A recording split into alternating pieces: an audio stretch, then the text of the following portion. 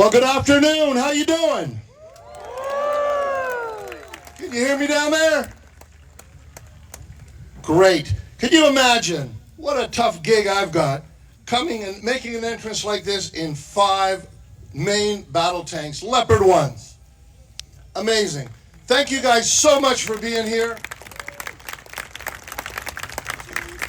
and supporting us. You're probably aware, or maybe not, about our name change. We went from the Ontario Regiment Museum to something bigger and better. We still have that, but we are now the Canadian Tank Museum.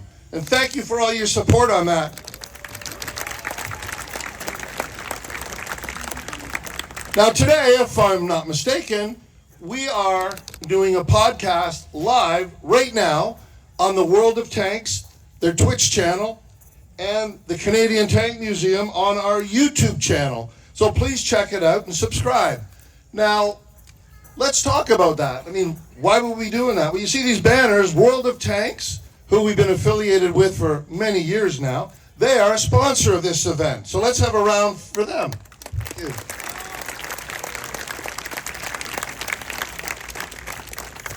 Now, we're a little different. We're a little different than other museums. You don't walk into a room and you stare at something and it's behind a fence and you can't get close and see it and it doesn't move. Well, we're different. We bring history to life. You're going to see reenactment out here. You're probably looking at the back. Look at the different reenactment group encampments out the back. We've got old cannons. We've got new cannons. We've got all kinds of different exhibits that you can see in the back. You're going to feel, you got to admit, did you feel the ground moving a little bit when we went by in these tanks? Yeah, it's amazing. This is the sound. This is what you hear, what you feel, what you smell from the exhaust and stuff. You're gonna get more sense of that when you hear the machine guns and the various weapons that go off. Now, one of the things I have to emphasize here, we do not glorify war. We do not. What we do is we honor the service and the sacrifice of our veterans. That's what we're here about.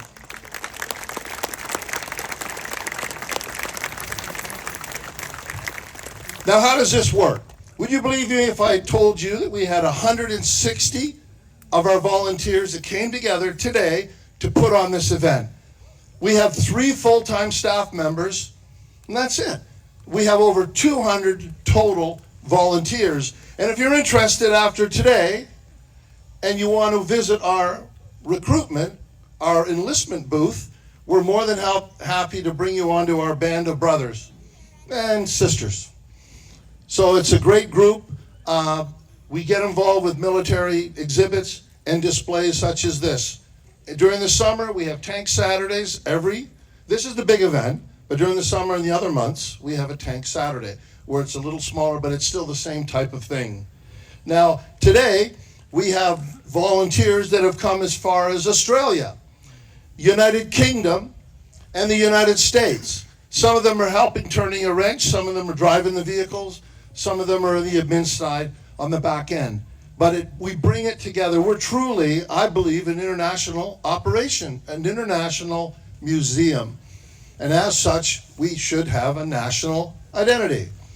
So we have in the back, there's different, I mentioned historical encampments. We've got all kinds of stuff, different wars, different countries in the back. And there's a section, you've probably seen people with remote control tanks running around here. Well, there's a whole section down there. If that's of your interest, they come in, they groom the lawns, and they put a little village down, and they've got all different scales of models over in the far corner by the 420 wing. So please go over and give them a visit. Now, we have 2 main battles, and this morning we had the Gulf War. And the Gulf War reenactment was a little different than most kind of reenactments. We had the original veterans, we had 14 of them this year, come over from the UK and get in the exact vehicles they were in before. How many of you here saw that exhibit? Saw the encampment? Wasn't that cool meeting those gentlemen? Something else. What's coming up shortly after this is the Battle of Aquino. I mean, we've named this event Aquino Tank Weekend, And so now, what was it named after? It was a battle honor on the Ontario Regiment Guidon. It's a battle honor that we were there. So this reenactment, in fact, it's meant to replicate that battle as best we can, given our tank arena. So that's coming up very shortly, and that's the 80th anniversary. While you're here, if you haven't already, please visit the MVCC. That's our Military Vehicle Conservation Center. That's our gift shops in there. We have other stuff, exhibits. Different other museums have put on small displays in there as well. And the museum in the front end, that's the Ontario Regiment Museum, and that's what honors the sacrifice and the service of members of the Ontario Regiment. Now, I mentioned, if you like what you see, please don't hesitate. If you want to join our band of brothers, come on in there and talk to some of our recruiting officers. We're always looking for interested and enthusiastic volunteers. So on that note, I want to welcome you and thank you for coming and supporting us and supporting the World of Tanks. By the way, how many people play World of Tanks? I don't see those hands. How many people play World of Tanks? Okay, how did the number double just like that? A lot of hands go up. Well, that's fantastic, because we all do. It's an incredible game, and tell me, it really kind of fits in with what we do. And you're going to see Battle Royale, and we actually do what they do in the game, but it's between two tanks out in the field. And there's some twists and turns, and I'll let someone else describe that for you, but you got some cool stuff coming up very, very shortly. So at this stage, I'd like to turn it over to Jeremy Blowers to MC the balance of this. He's the executive director. He's the man that knows how to herd cats. He knows how to keep us together, and he's our key player. Thank you so much for attending. Well, thank you so much, Al, and those here in Oshawa and viewing from around the world, welcome to the World of Tanks Arena and Aquino 2024. Now, what we just did was called synchronized tanking. Did you like that? Took a lot of practice from these crews. So we have many segments ahead. The next segment is we're going to bring out a bunch of interesting vehicles in our collection and guest vehicles from across the province that have come to Aquino Tank Weekend. But first, we're going to get our show with our 5 leopards. By the way, we do have 6 leopards, Al. There's one on static display. It's still a runner in the Military Vehicle Conservation Center. But we wanted to get all 5 out here to open the show. Okay. Leopards, start your engines.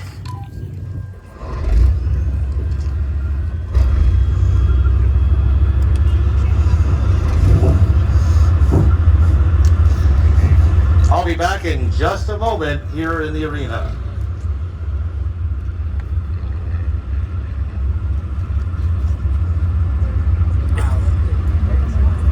I know, yeah, look at it.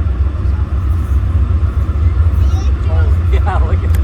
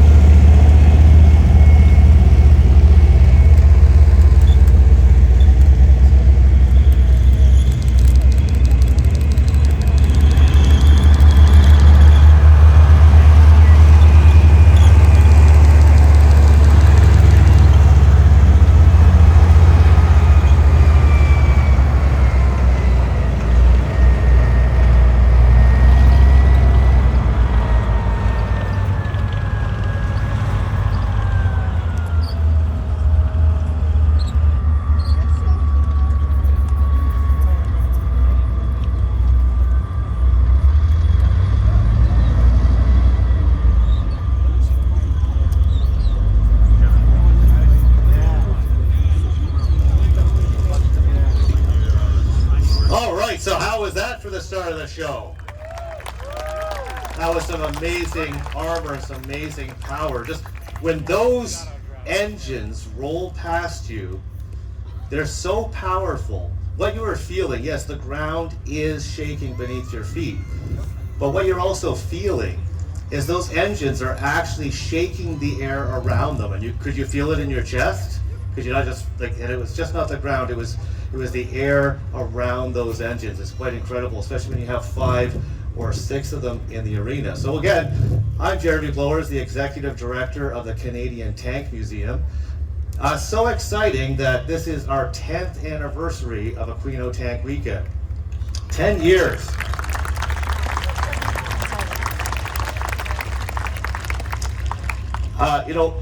All the major national tank museums around the world, they have incredible shows. Of course, we have our friends in Bovington with Tank Fest, the Arles Armor Museum. There was really no show in Canada and in North America, as a matter of fact, that was similar to the kinds of things that those international museums were doing. And our president, Alan Duffy, he had a crazy idea. He says, we have to put on some sort of show, kind of like War and Peace and stuff that you see in the UK.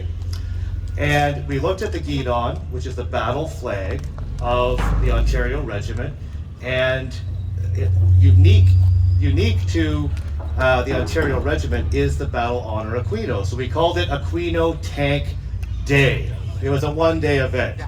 And here we are, 10 years later. It's a full 3-day event, and we have not only participants but visitors from all over the world. So on behalf of the members, the volunteers, thank you all who came out here on a very hot July Sunday afternoon. Thank you from us.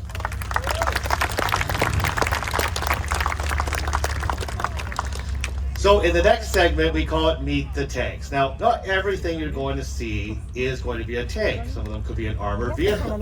Some of them could be a soft skin or non-armored vehicle. But each of them has an interesting story that we wanted to put in this year's show.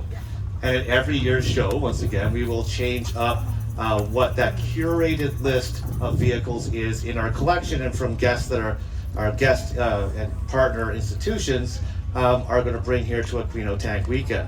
So we said a couple of minutes so the marshals can marshal up those vehicles and get them ready to bring into the field. We have some very special presenters from all over the world that will come out and speak to a specific vehicle that means something to them or they've done some great research on. And this segment's going to be led by someone who helps me out in the tower and run these shows all the time.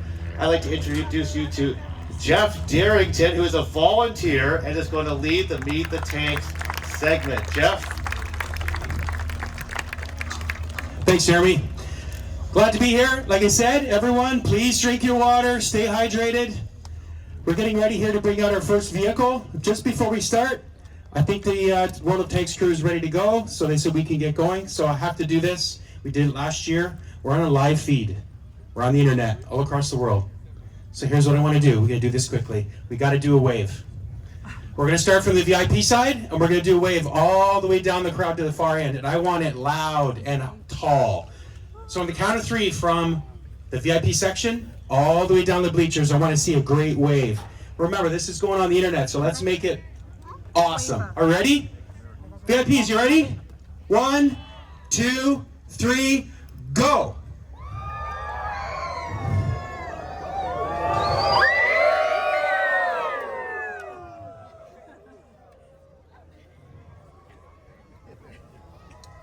Okay, we're capturing this on a boom camera, so I think we could probably be at least twice as loud as that last one. So let's start down here at the far end, down here, and bring it back, bring it home. You ready? 1, 2, 3, go!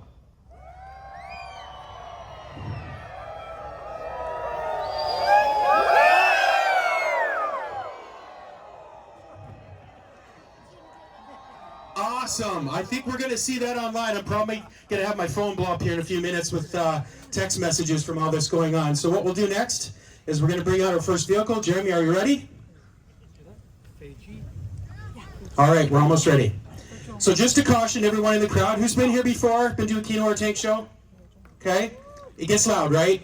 So please, when you see the guns and you know things are gonna fire, keep the ear protection on or keep your hands ready. We want to make sure that you're not having any issues with your ears with the loud bangs that are going on.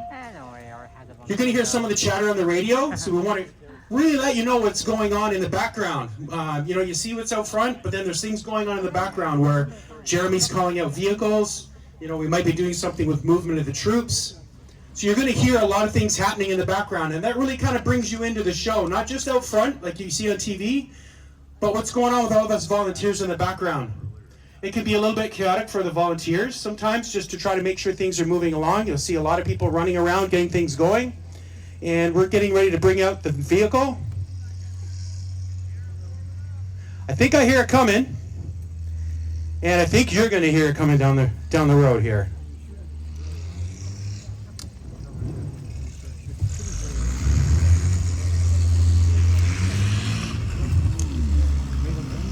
What we're going to bring in here is our Hetzer.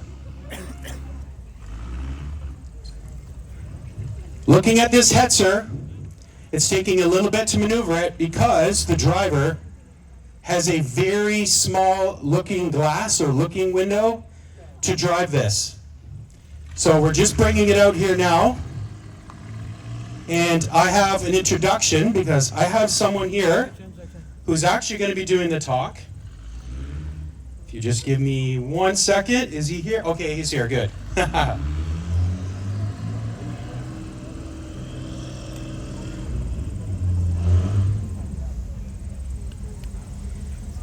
We have a gentleman coming out here who you may know.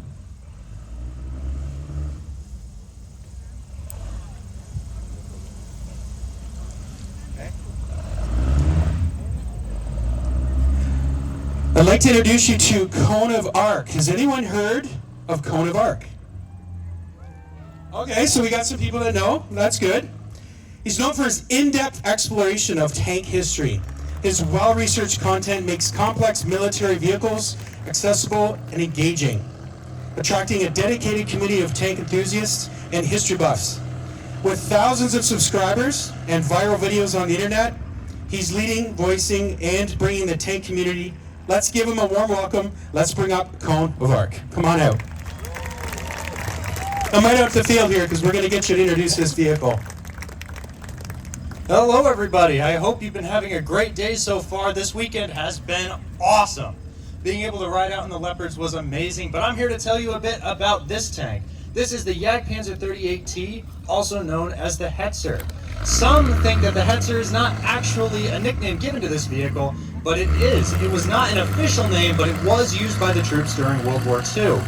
So this vehicle, to understand why they built this the way that they did, we have to look at the situation of Germany in the mid-40s, in the mid-war to late war. They're not doing too hot. The Allies are pushing in from both sides, and their stud factory just got bombed by the American Air Force. Not a good day to be a German. So what they are going to do is build this. This is the essential ambush predator against things like Shermans, T-34s. But this isn't a tank in the sense of something like the Leopard. You're not going to be chasing people around with this thing. You'd get yourself killed that way. This is meant to sit in bushes, lurk, wait for something to come and fire. Basically like an anti-tank gun, just on tracks. And you really wouldn't want to get shot in this thing. I was in this yesterday and earlier today, and you'd be pretty screwed if you were the driver. You gotta wait for two guys behind you to get out, and then you can get out, assuming you're not injured and there isn't something on fire. So, although this is a successful vehicle, unlike a lot of the other late war German projects, which became very complicated, very heavy, this one was successful despite its flaws. And I think that makes it a very interesting vehicle, and it's an awesome one to see on display here. So this one is technically not a Jagdpanzer 38T, it was a G13, but it was built out of some Jagdpanzer 38T parts, and then it was basically reconfigured back into the Hetzer configuration here. So this is essentially a true Hetzer, although technically it's a G13, in case any of you are curious. So as you can see, you almost lose sight of it as it's moving past those bushes back there. That low profile was really crucial for this vehicle because obviously you don't want to get spotted for all the reasons I mentioned. And you wouldn't be doing very good if you did, because that driver is effectively blind. Looking out those vision ports, I don't know how the driver here isn't missing everything or running off of the path here.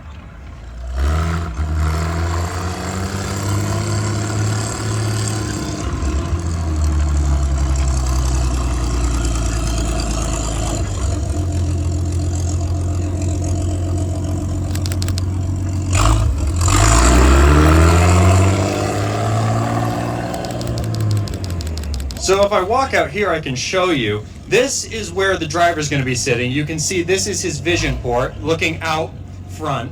Then you're going to have the gunner immediately behind him, basically giving him a hug. And then you've got your loader sitting here who's having a dandy old time trying to load the gun over top of it without hitting the commander, who's going to be sitting here where you see these two little snail-looking eyes. He's sitting right here.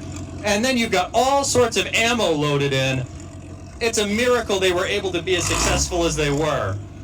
But yeah, that is about all I have to say about the Hetzer today. I hope you guys have a great rest of your day, and I hope I taught you something, because this is a fantastic vehicle, and if you guys can get a closer look at it later, I highly recommend it. But that's it for me. Thank you all for coming, and have a great rest of the day.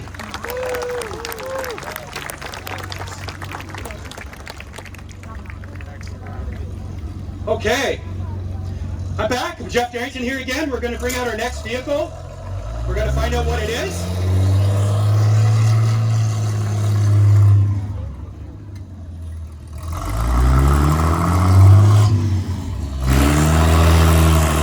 Okay.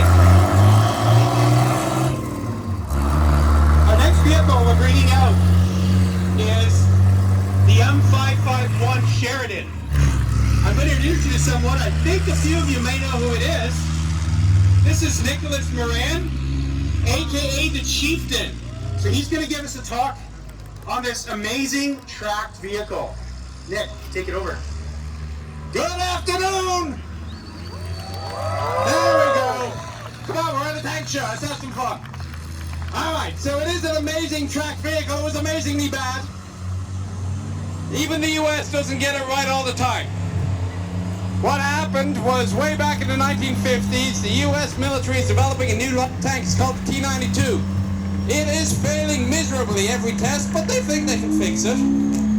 About that time, the Soviet Union releases a new vehicle, the PT-76. It is a reconnaissance vehicle, just like the T-92 is supposed to be. It's a light tank like the T-92. It can swim, which the T-92 cannot. Congress finds out about this and asks the Army, does your T-92 swim? And the Army says, no, it's not supposed to. Congress says, look, we're giving you all this money, our tank must swim. So they throw the T-92 away and they go to the M551, the Armored Reconnaissance Airborne Assault Vehicle. It's not a light tank officially, but if you call it a light tank, nobody's going to complain at you. It is designed to be chucked at airplanes. 8 parachutes if you do it from high altitude. Or you go to lower altitude and you just simply slide it at the back and it kind of skids to a halt. It's got a leaps drop. It looks fantastic. It breaks the tank half the time. They built a lot of these things. What's unique about it is a 152mm gun launcher. It fires either a very large high explosive anti-tank round, a 10,000 flechette beehive round, or the MGM-51 Shillelagh missile. Didn't really work out very well. After they built about 1,200 of these things, they were all removed from service. With the exception of a couple hundred that went to Fort Irwin, they made them look like enemy vehicles. They became the OPFOR. And one single company that stayed with the 82nd Airborne. They saw service mainly in Vietnam. This particular vehicle was acquired by the museum in 1996. When they opened it up to do some repair work, they found somebody had dropped a wrench down the bottom of the engine bay. And it's too much work to get it out, so they left it there. It had markings on it for a unit. That unit was the 11th Armored Cavalry Regiment, the Black Horse. I went to Afghanistan with Black Horse, as it happens. And you're going to see the markings on the front there, 1st of the 11th Cav. The Black Horse, that's where they came up their motto, find the bastards and pile on. We're not very polite in the army. Eventually, they got modified for the armored cavalry configuration. So you see the bird cage, they called it, up where the commander's caliber 50 is. There are 20 rounds of HE or canister inside and an additional 10 missiles. It is incredibly cramped in here. It could swim. You'll fold this bow plate forward. You would extend the canvas screen. It would look kind of like one of those DD tanks from World War II. And you would hopefully get to the far side before you sank. Made of aluminium, not exactly resistant to damage. But at least the Detroit diesel worked, which is how it saw service as an Op-4 vehicle. The ones that they sent to Vietnam, they took the missile system off. It wasn't worth it. They weren't using it against enemy armor. In fact, of the 60,000 Shillelagh missiles that were built, they only fired 13 in anger in 1991 against Iraqi bunker targets. I'm told most of them actually hit. However, it is a very cute little vehicle. This particular one came out of, as I say, out of Germany. It saw service with 11th ACR in the Fulda Gap, which is where Black Horse went after Vietnam. Of course, 11th ACR are now the professional opposing force in Fort Irwin. There's not much else to be said about the 551, so what we'll do is we'll move forward and I'll get off the field and we'll move the show onwards. So, thank you all for listening. Hope you have a good day. Remember to drink water, stay hydrated. This is the Army side of me coming out, but the medics have asked me to push. It ain't cool, and we don't need more heat casualties. All right, take care. Sir. Excellent. Thanks, Nick. AKA the Chieftain, everybody. Let's go. He's come all the way up here. Give him a hand.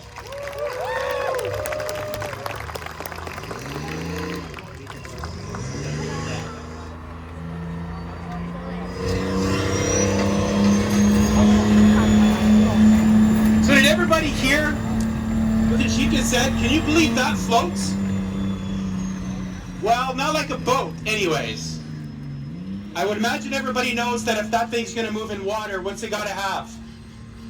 A very well-maintained engine to move the track, to propel itself forward in the water. So when somebody says they have a tank that they put in the water, it's pretty, it's a hard thing to really realize that these things can do that. You good? Good. All right, next up we're going to have another vehicle here. We might get one more lap at the Sheridan. We're just going to see here.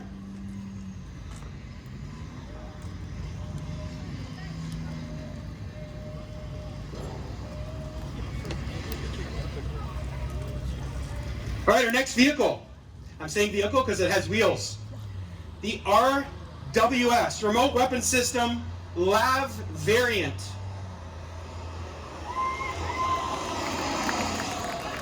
So I have someone special here to introduce to you. For those of you who have followed some personalities on the internet, I'm going to introduce you before I want to get at the big splash. Watch your back there. Okay, so let's give it up for Funker 530. Does anyone know who that is? We're thrilled to welcome a very special guest. He's a dynamic and knowledgeable host of Funker 530, which brings closer to us with his military experiences through his experience, insightful commentary, and additionally, he captivates audiences on his History TV Military Mysteries. Exploring the fascinating details of military history, please join me and give me a huge round of applause for Ronnie Atkins.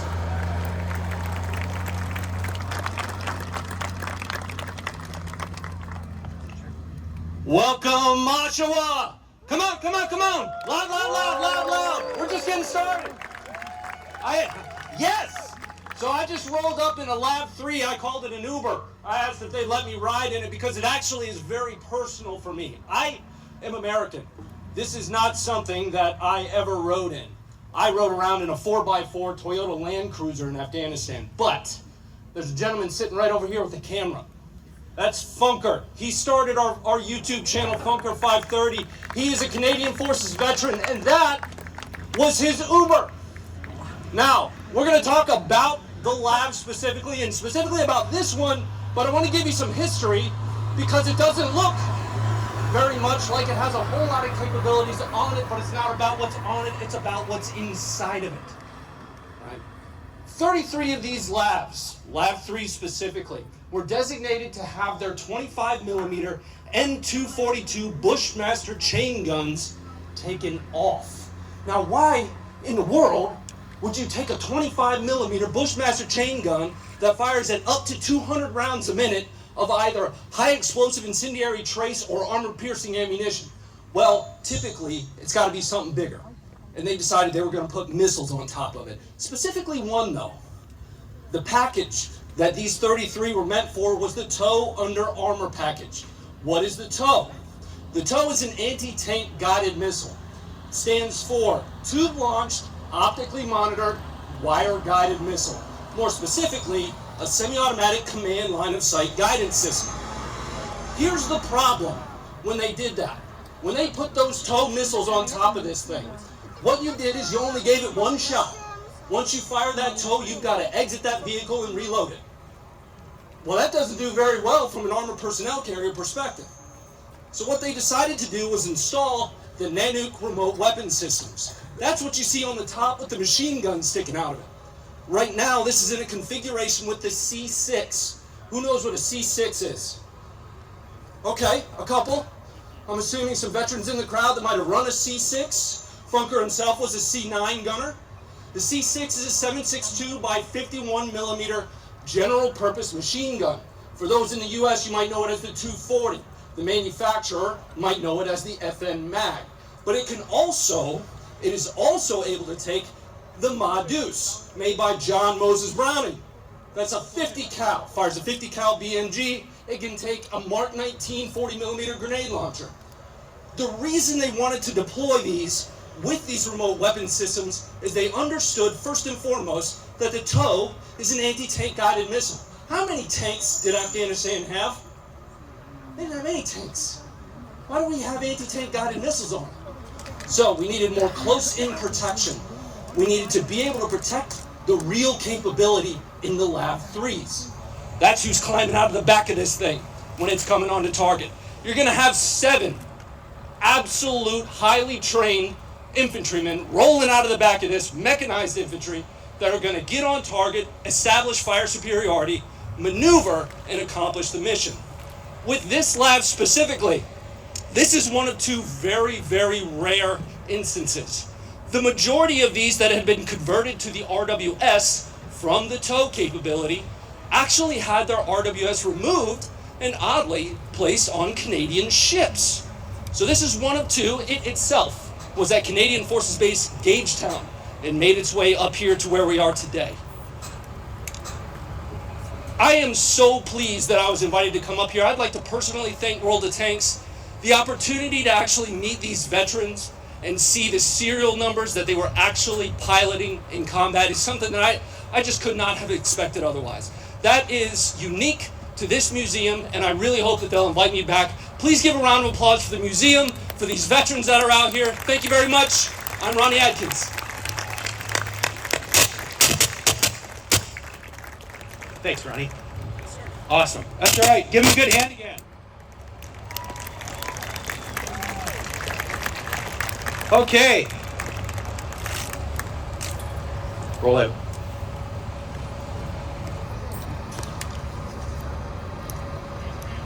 Front. Yep.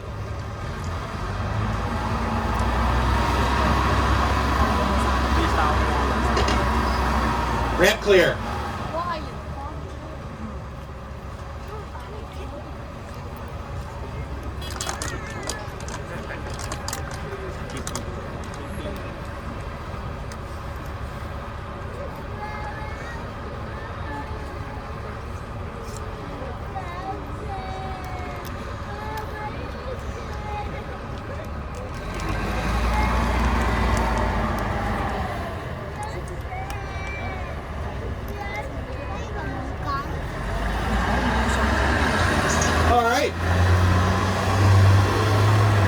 need one more lap, but we might have another vehicle coming out here now.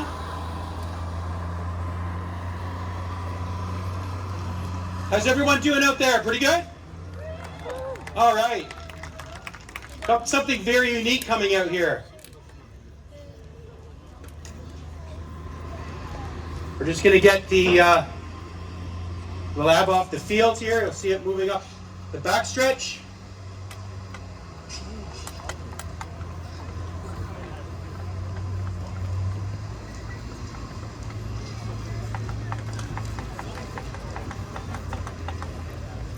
Okay, next up, we have a vehicle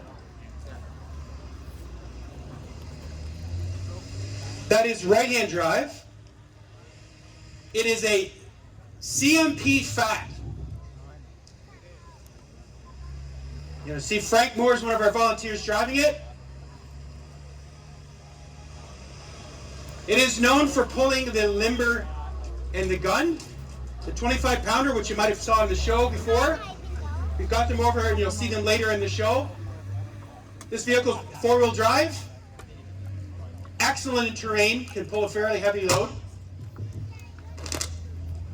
And as we bring it around here, you'll notice the guys have been in this for a little while, and you'll notice it's solid metal roof. That's a little warm inside there in this heat. I don't know if you know what it's like to be in a vehicle like that, but if you get inside and sit in there for a half hour or 20 minutes in this heat, it's worse than being in a sauna. At least you can leave a sauna, but when you're at Aquino Tank Weekend and you have to wait to come out onto the stage, you're going to get hot in there. So Jeremy, I'd like to give you an opportunity to talk about the CMP a little more. Thanks, Jeff. And I just want you to check out your mic while you're over there. So, the CMP, what is a CMP? It's a Canadian military pattern truck. So you see it all the time. They call this one sort of like the lunar module. Notice how the front of it does not have like your standard driver and passenger side door. Instead it has that massive door that you just saw open there slightly. For the whole crew of a 25-pounder gun that is inside the field artillery tractor. Now, looking at this quickly, you'll say, wait a minute, a CMP, that looks very much like a British truck, a Bedford field artillery tractor. Well, these designs were sent over here to Canada, and companies like Ford and General Motors Canada, they got those British requirements and those initial British designs, and they started to produce military vehicles. This one here was actually produced right here in Oshawa, Ontario.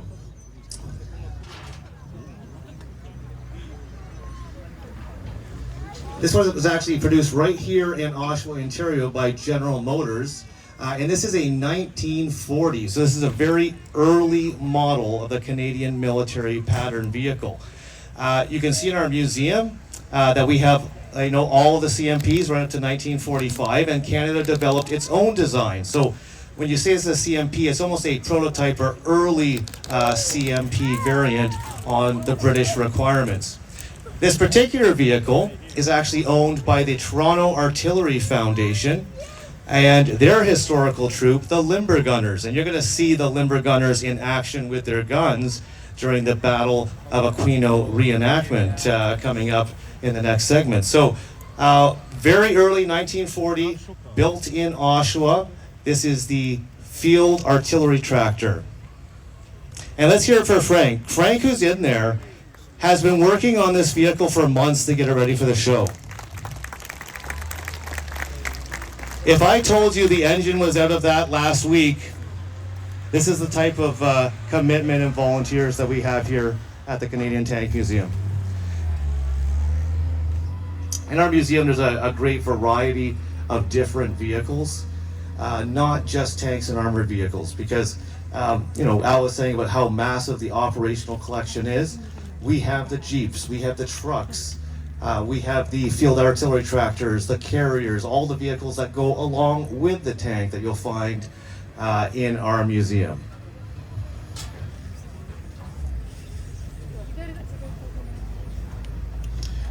Okay, we're going to have another very special vehicle coming out.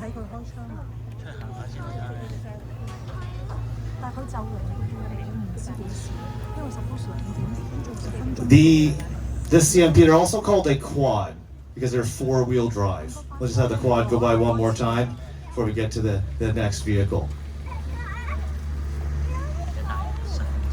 So everybody in the stands can see it.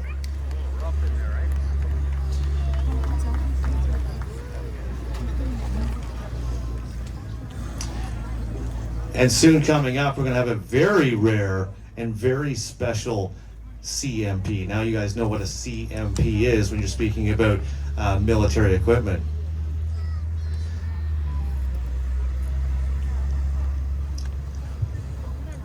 Surprising figures. In Canada, over 800,000 military vehicles were produced during the Second World War. 800,000 from Canada as an industrial base. Actually, was a fairly small country.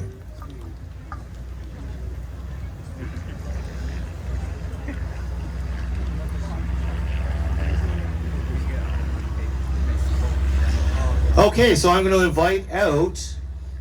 Again, you in the opening ceremonies, you met Mr. Alan Duffy, the president of our museum, who's going to be talking about another vehicle, definitely not a Canadian vehicle, but it actually is a tank that has a unique Second World War history and post-war history. So if you can give it up right now for Mr. Alan Duffy, president of the Canadian Tank Museum.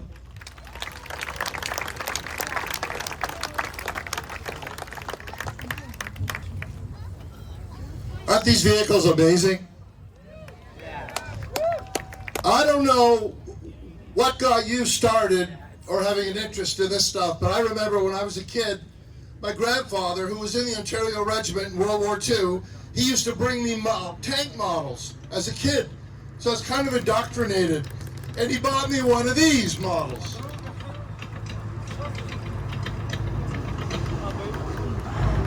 This is a Russian T-34-85.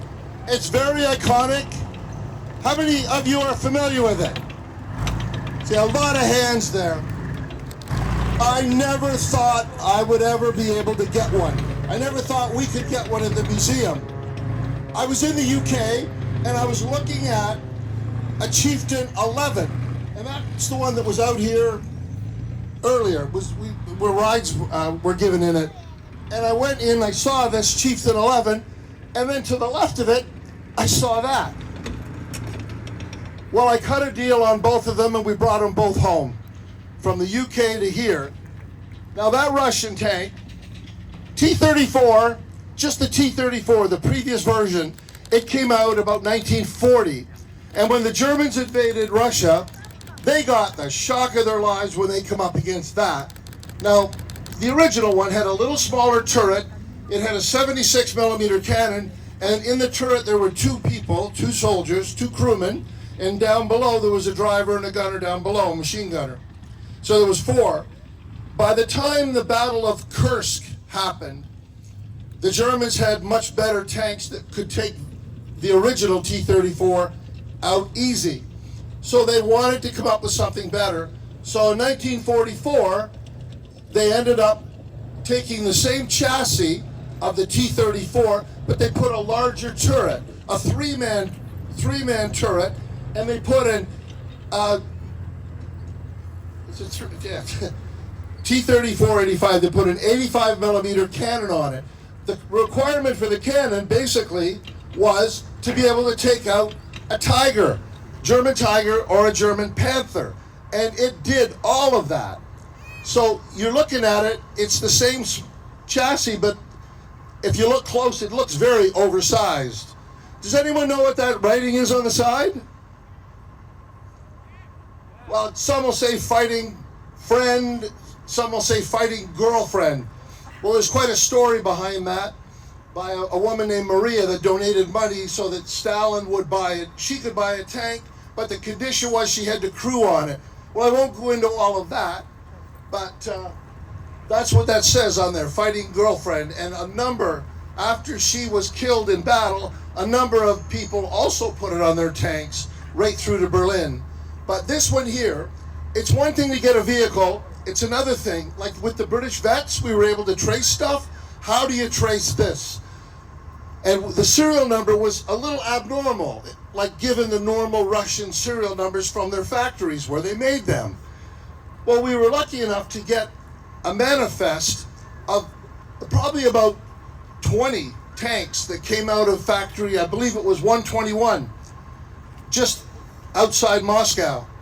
And it was made, I thought we had a World War II veteran. This was made in June of 1945, right after the war in Europe ended.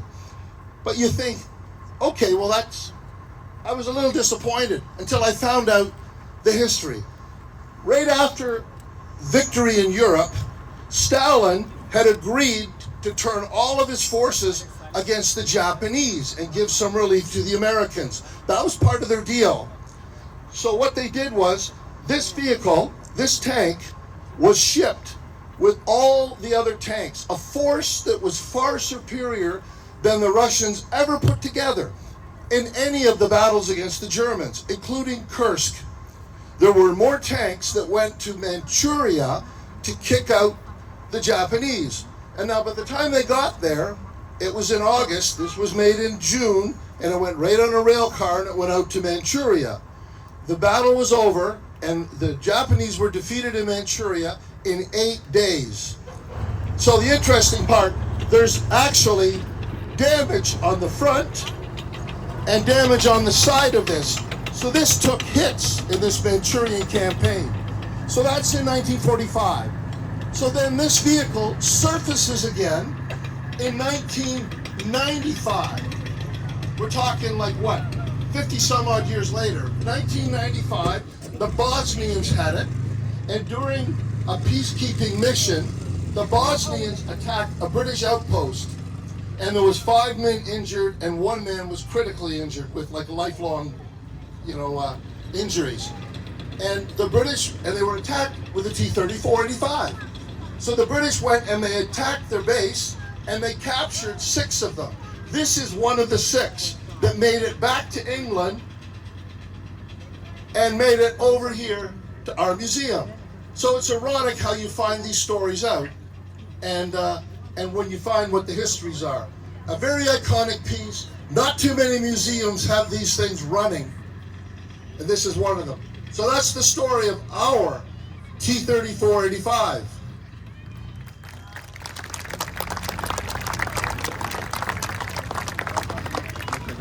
Thank you so much, Al.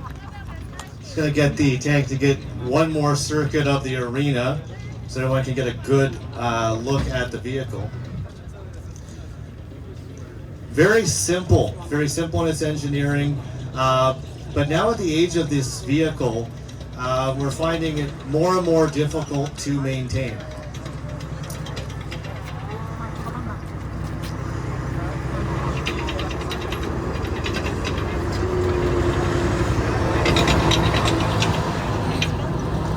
It was interesting, I was speaking to one researcher of the T-34 and T-34-85, and talking about the maintenance of these vehicles, and he told me, well, they were only expected to last for 10 days.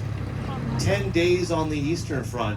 They were banging them out as fast as they could. They weren't thinking of long-term use like we do today with main battle tanks serving over 10, 20, 30, 40 years with different upgrades.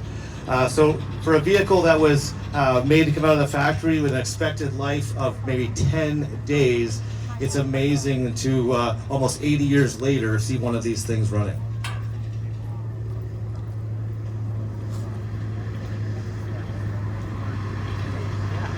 Okay, and then I'm going to continue to talk here about the next vehicle, because it's actually my favorite vehicle in the entire museum collection.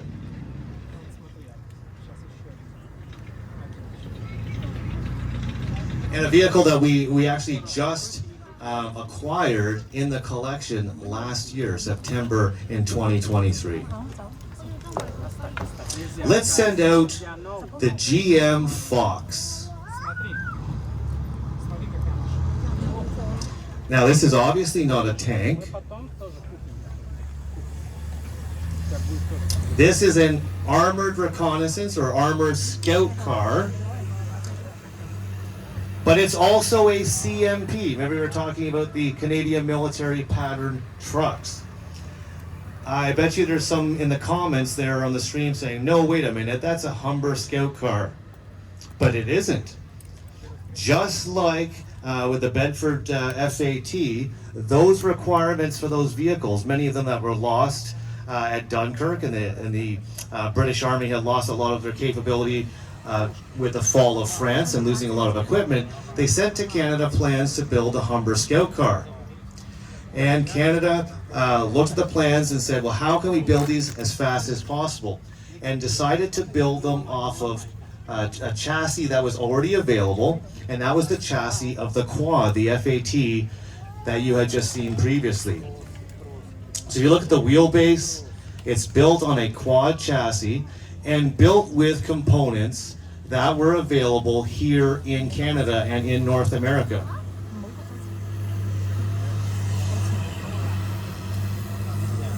So the main armament, you can see in the turret, unlike the Humber, this actually has two machine guns. It has a 50 caliber machine gun and a 30 caliber machine gun. It was built by General Motors Canada. This is a GM Fox Mark I, which was basically equivalent of the Humber Mark III.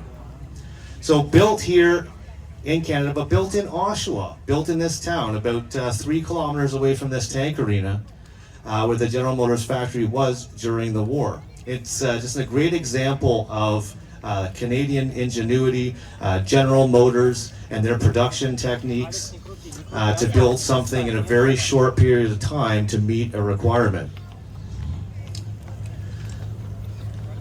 I'm going to stop the vehicle here so the camera can get a good look.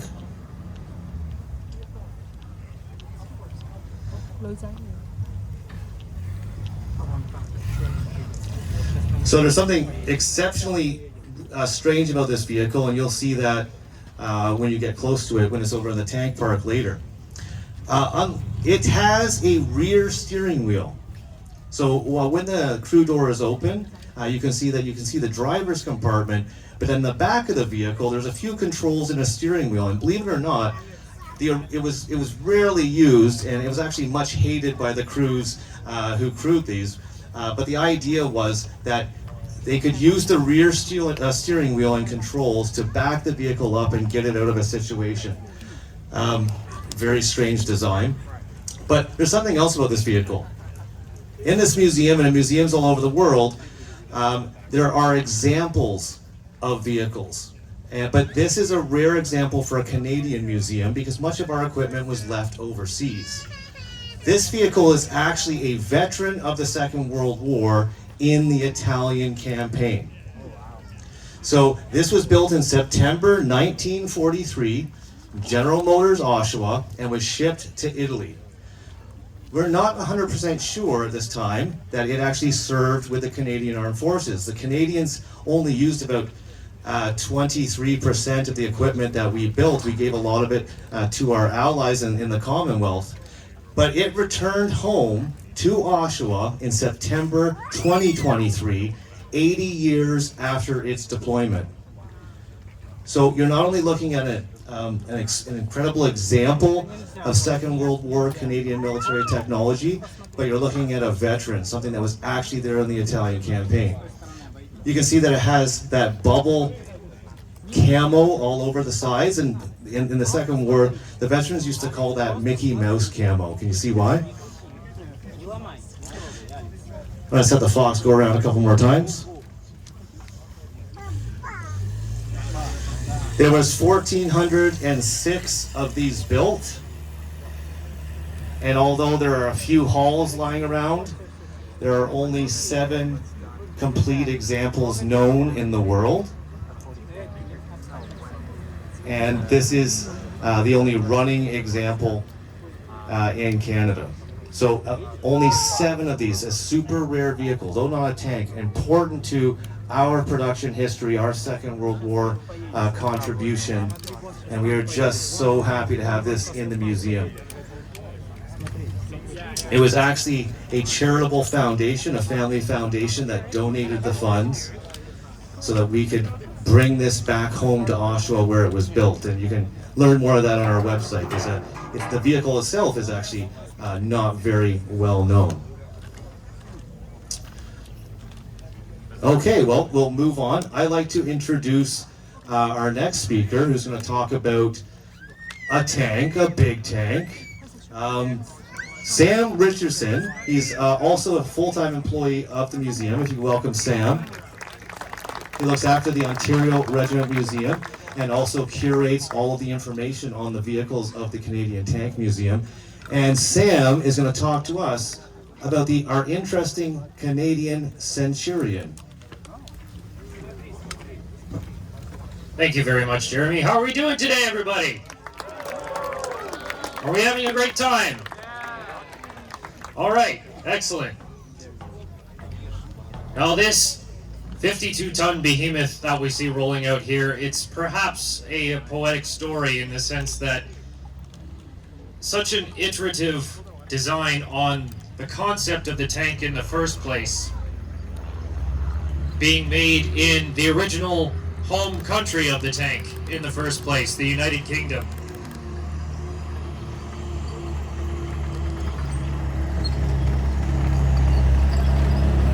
The story of the Centurion, in essence, is that, of course, as we know, the German forces had it made when it came to tank design during the Second World War. They were on the ball with designs like the Panther, Tiger, and King Tiger, and the Allies were, in some respects, each playing their own game of catch-up all throughout the conflict, trying to find something that was powerful enough to take those enemy tanks out.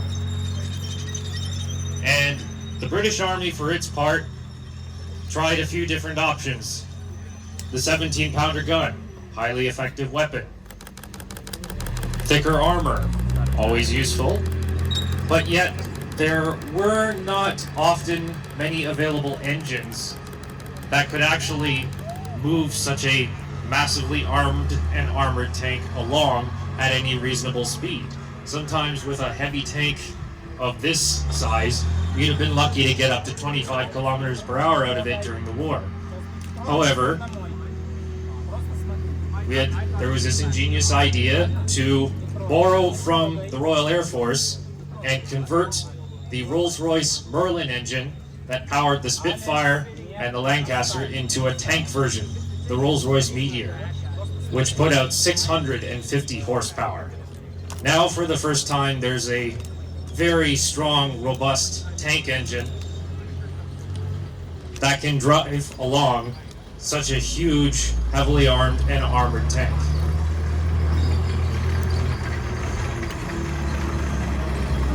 Combine that with 6 inches of frontal armor and that tried and true 17-pounder cannon, and you now have the Centurion, the world's first main battle tank. You've done away now with the light, medium, and heavy weight classes, where there always had to be some compromise between firepower, armor, and speed, and now you have, for the first time, a balance of the three to some extent. You had that 17-pounder cannon, the armor, and now a top speed of 35 kilometers an hour.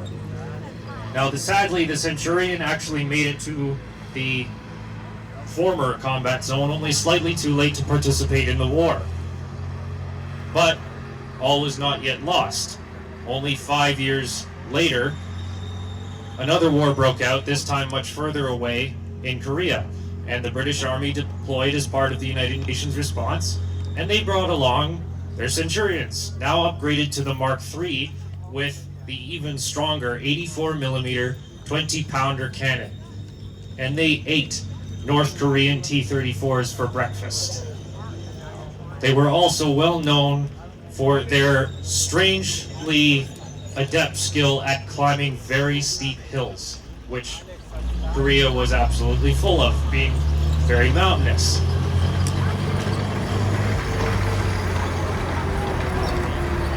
Update the coaxial machine gun, and now you've got the example of the Centurion that we have here, the Centurion Mark V. Now, this particular Centurion and other Canadian examples like it are somewhat unique unto themselves because they were upgraded with a selection of different pieces that came from different marks of the Centurion. So it's not like they fit into any one specific neat category, if you will. This one has the extended long-range armored fuel tank on the back that holds an extra 100 gallons of fuel, which was entirely necessary because this thing got a paltry 0.27 miles per gallon. That would get it 100 kilometers before it would run out and have to be refueled again. Add to that a 50 caliber ranging machine gun as well, and there are even fixtures for infrared lights and sighting devices from the Mark 11 version that served overseas in West Germany. Sadly, we're not exactly all too sure about this Centurion's exact service history, but what we can say for certain is that it was once a monument in Saint-Hubert, Quebec. Then it came to the museum around 2005 and has since been a very beloved passion project for museum members. It was long held in this sort of restoration purgatory because at that time it was difficult for the museum to be able to acquire a functional Rolls-Royce Meteor engine. It just wasn't in the budget. But once that finally became possible, we managed to gain some pretty serious momentum on this project, and now this is one of, if not the only, Centurions operating in North America.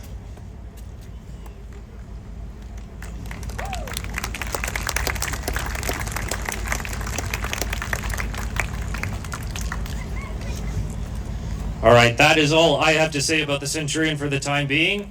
Back to Jeremy. Thank you very much for attending Aquino Tank Weekend. Enjoy the rest of the show. Thank you so much, Sam. We're going to hear from Sam a bit later on the history of the Battle of Aquino, and he'll be narrating that Second World War segment. Yeah, quite a beautiful vehicle. And once again, years and years and years of volunteer time to turn something that was a monument back into a piece of living history. So we're going to, I'm going to turn it around again, get him to come around the arena one more time for you, and then we'll have our last vehicle in the Meet the Tank segment.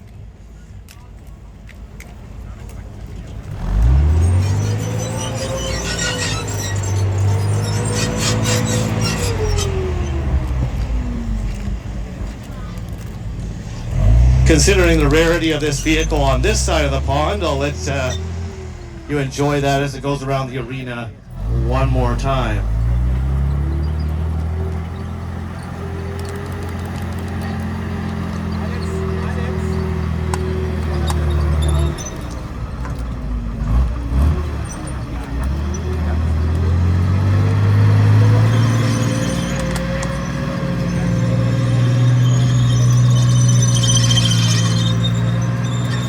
Mechanics and tankies here. Not only, as you can see, got the turret operational, but believe it or not, Malcolm, one of our head tank restorers on this vehicle, he actually got the stabilization system to work.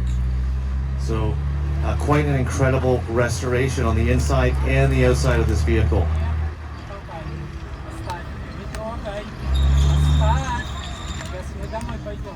All right, I'll turn it back over to Jeff, and we're actually going to meet some serving soldiers, some Canadian Armed Forces soldiers in a retired historical vehicle, and learn more about them, their service, and their historical truth. Thanks, Jeremy. All right, let's bring in the Coyote.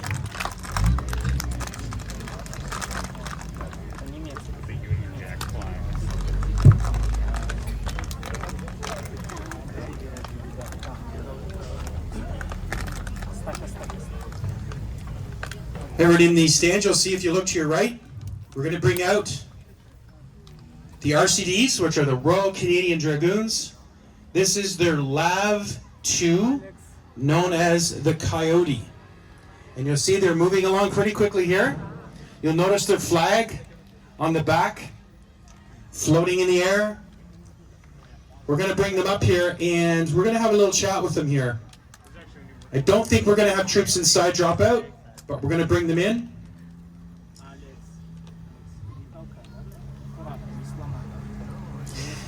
This team that joined us from the RCDs, the Royal Canadian Dragoons today, they're joining us from a historical vehicle troop. So we're going to get up on top here, and we're going to have a conversation here with the team. And let's see who's brave enough to talk on the microphone. All right, welcome the RCDs. Everybody, these are current serving soldiers in the military.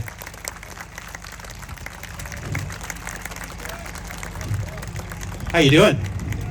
Good, thanks. Welcome. Introduce yourself. Alright, I'm Trooper Hardrace with the Royal Canadian Dragoons and the Historical Vehicle Troop that our unit operates. Here we have brought you a Coyote reconnaissance vehicle. It's a vehicle we only retired very recently. We only just acquired this one. It's actually still under the forces on paper. So we brought it out for you today. We did have a stag hound. Unfortunately, it broke down yesterday. However, we still have it here. It's just over in the field there, so you can go see us with the stag hound there over there with us today. Can I get you to introduce the team here we've got inside the lab 2 for us? Of course. So inside our Coyote, our driver is Corporal Kuche. Our Gib in the back is Trooper Hartley. Our commander right there is Corporal Villard. And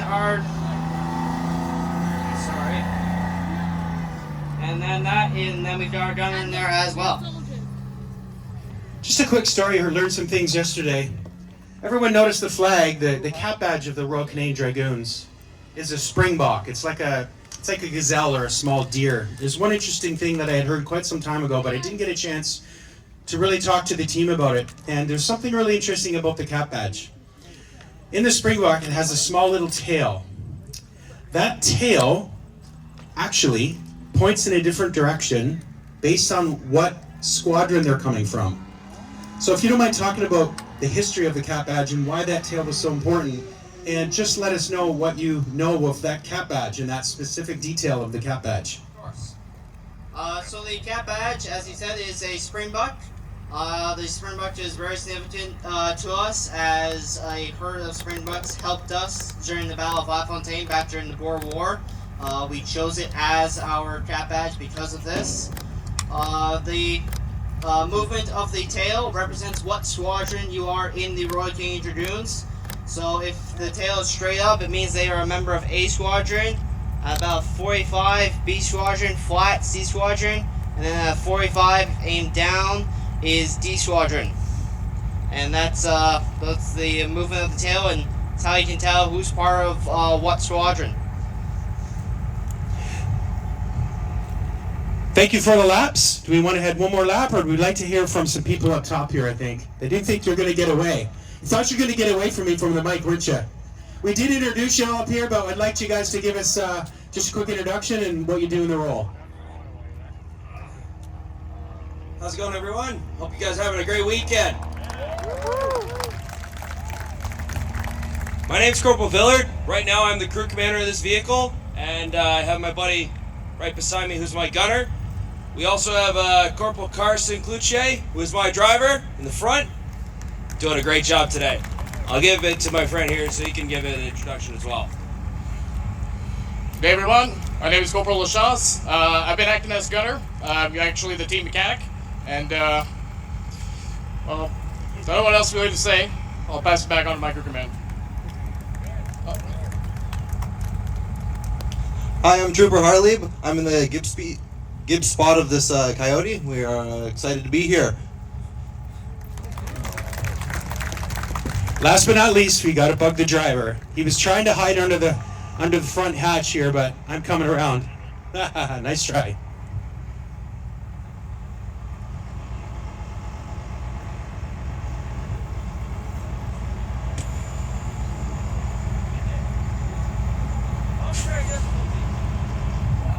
Just making sure that we're in park, right?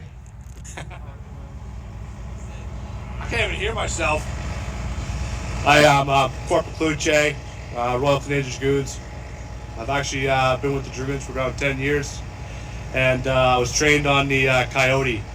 First I started out as a driver, and then a gunner, and I was in the Gib hatch. It's been a long 10 years, got trained on a few other vehicles, but it's always been good to get back in the hole and get some pedal to the metal. Excellent. Thanks very much. If you want to mount up, I'm going to have a quick chat with you. Thank you very much, gentlemen. Much appreciated with the team here. Getting ready to mount up. It's nice hearing from the actual regiment when we get here with your troop. We'd hope to have the Staghound with us today, but unfortunately, old vehicles, that's the way they are. And I'll give you back to Jeremy.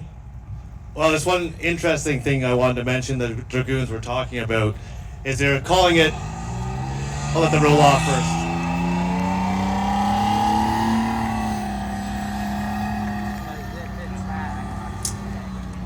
You see, once again, you see the hatch at the back, and you heard them calling it the Gib hatch. When I first learned this, actually, from a member of our museum who was an Afghan veteran, I was actually quite shocked. The reason it's called a Gib hatch, it means guy in the back. Can you believe that? Guy in the back hatch. So we're going to have the Dragoons go around you for a second. Now, I think you can hear some other interesting vehicles warming up in the background. I'm not sure if you catch that on the online stream, but the Second World War vehicles are getting ready for the upcoming segment. So I'm just going to check with the Marshal and just enjoy seeing the historical vehicle troop of the Royal Canadian Dragoons.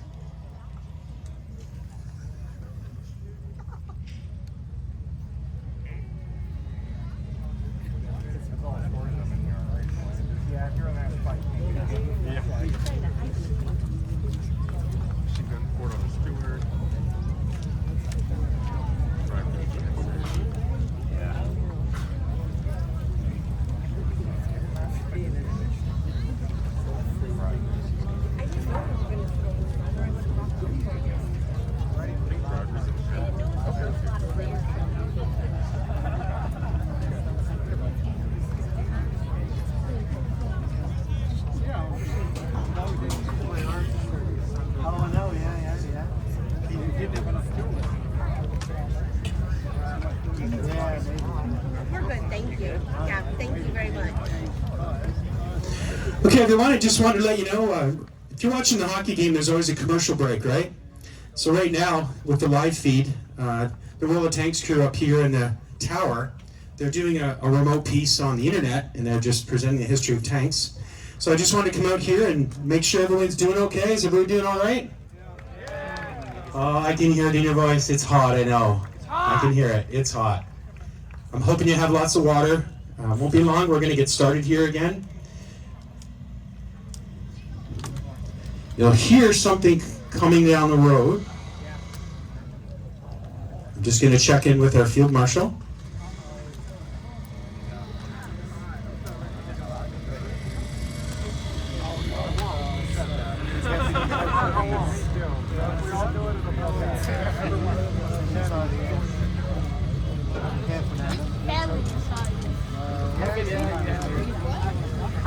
While we're in the commercial break, you're going to start seeing some movements for the next show. You're going to see some of the German troops. You're going to see some of the German vehicles. You'll see coming off the back here, we've got our Panzer III. You might see it through the long grass. You can definitely hear it. So our movements will be setting up for the battle. And this battle is all focused around Aquino and the history of Aquino and the battle of Aquino.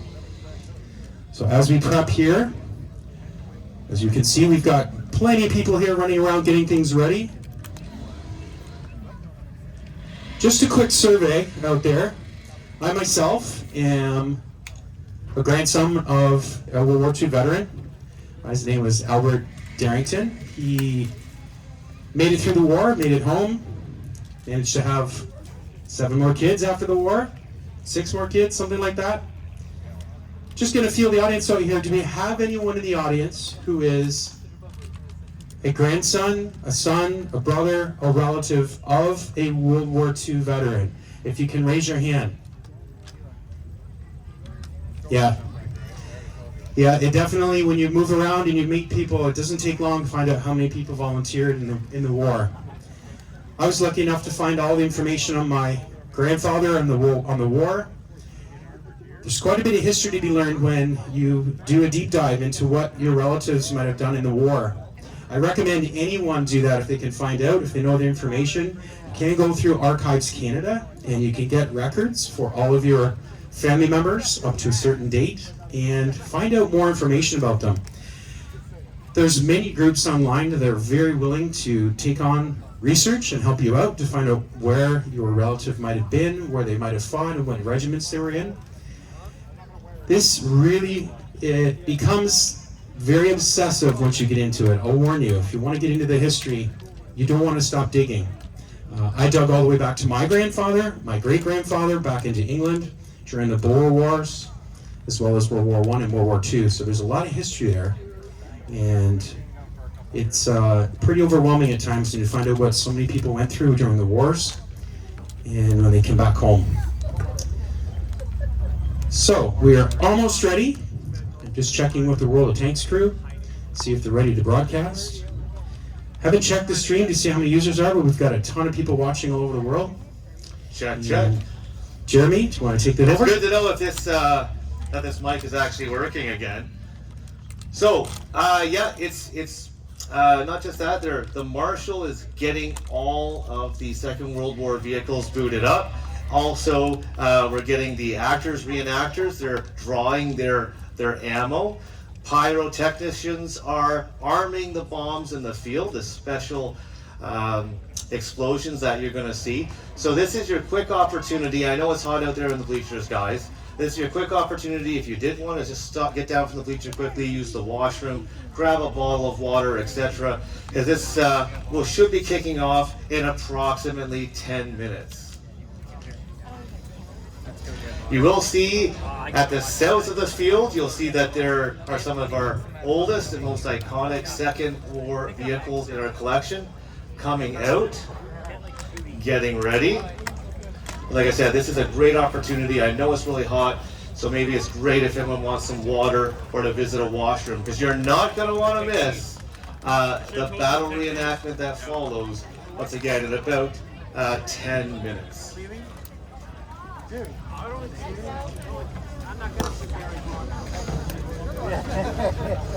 As quick as possible, man. You use those skeleton jumps, yeah?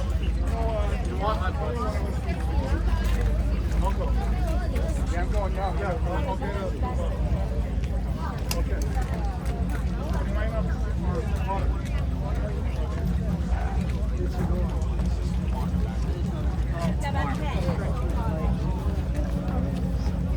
It's a bit more of a breeze.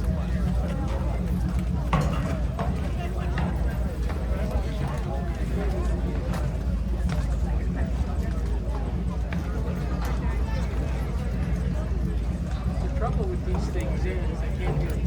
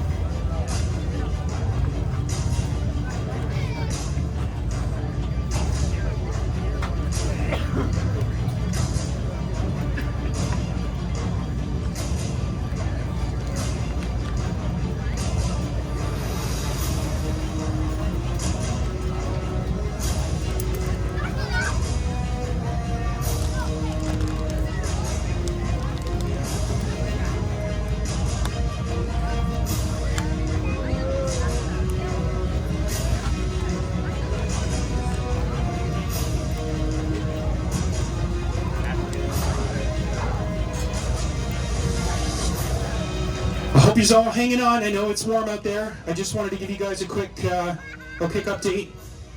This show is going to be the loudest show we've ever had. We had the same show yesterday, but when I say the hottest and loudest show, we're doing some things in this show we've never done before. So I wanted to make sure that everyone is aware to try to get some ear protection or be prepared. There's going to be some very loud bangs.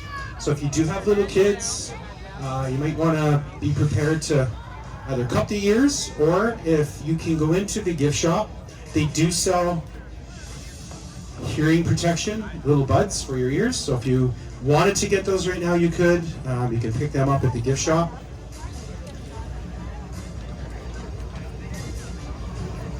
Additionally, you're going to see lots of smoke, and we're in really good shape today because if you can look at any of the flags, they're actually blowing away from the audience. Which is nice. So when the smoke blows, we've had the winds change sometimes, where all the smoke grenades and all the pyrotechnics come back to the bleachers, and it's a little bit of a different show in that type of environment. So we're really lucky today. The wind's helping us out to keep it away. However, you're not getting that nice breeze sitting in the bleachers. So I totally understand how warm that is up there. So please take care. Make sure you got your water. And again, if you want to get some ear protection, please don't hesitate to jump into the retail area and get some ear protection. Thanks.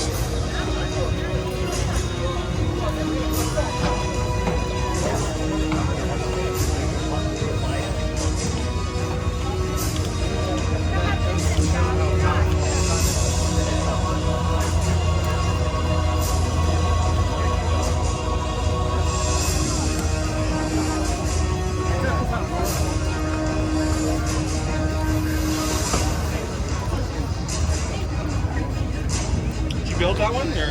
File was here. Yeah.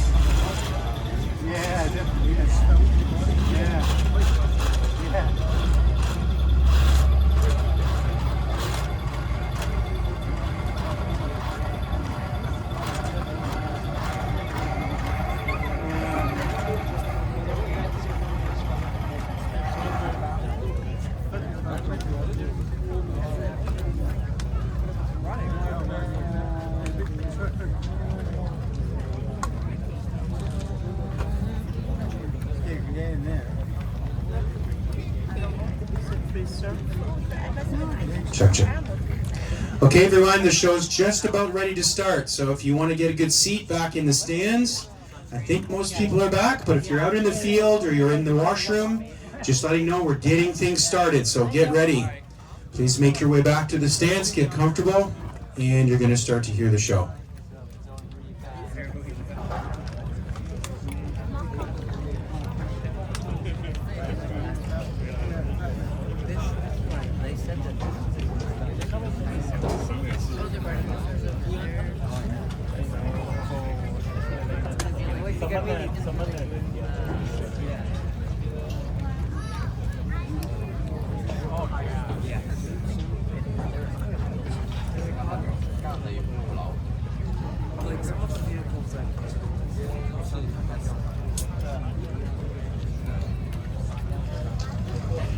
Four minutes.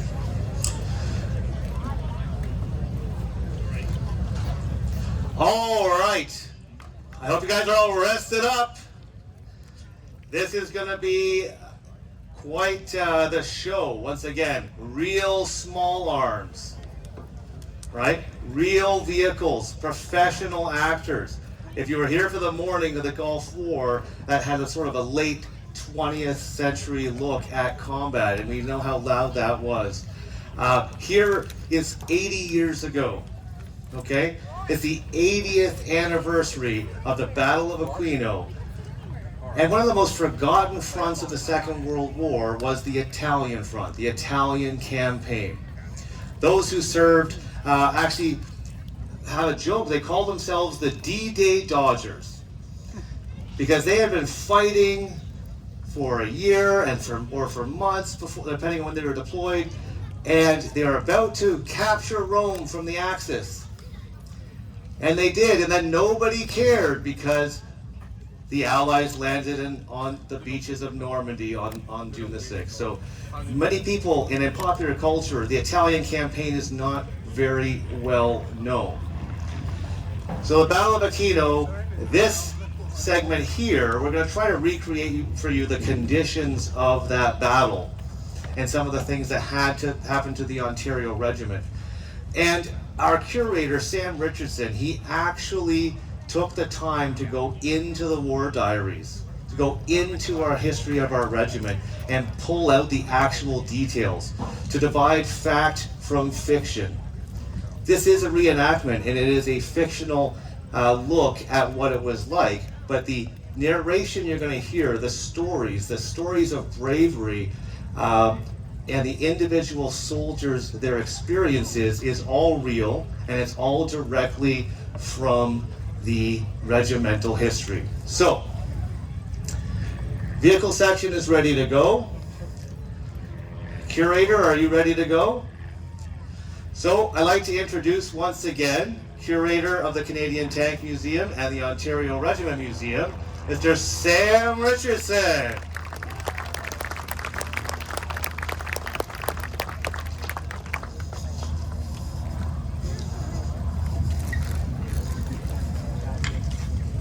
It's May 19th, 1944, 80 years ago.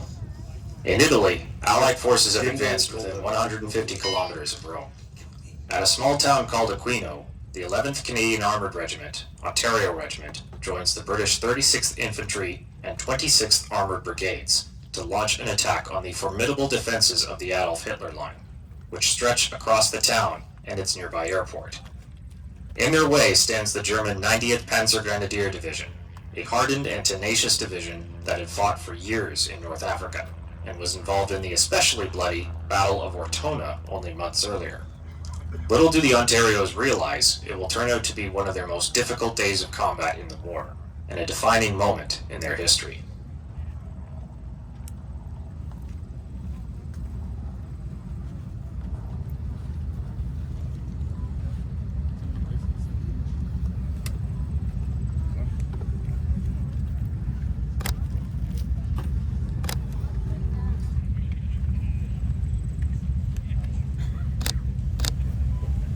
To scope out enemy defences, the British Army's 2nd Battalion, London Irish Rifles, and 5th Battalion, the Buffs, Royal East Kent Regiment, send out reconnaissance parties to survey Aquino and the surrounding area. Aerial reconnaissance had found camouflaged anti-tank positions on the airfield, but the town itself also had to be checked for German positions.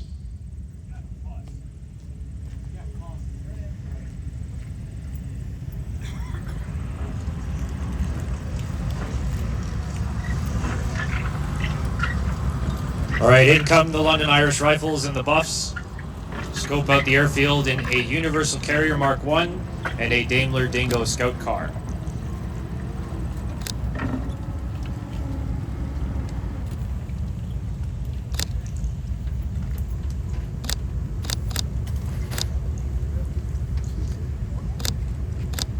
Okay.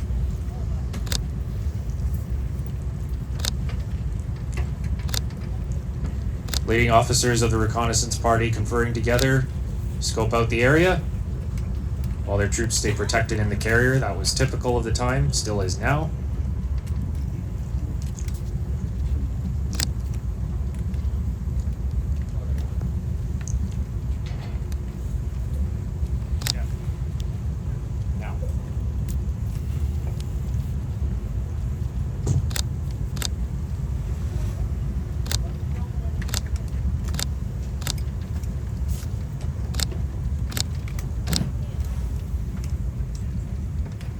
The reconnaissance parties do not find anything in the town itself, though, so they mount back up and return to headquarters.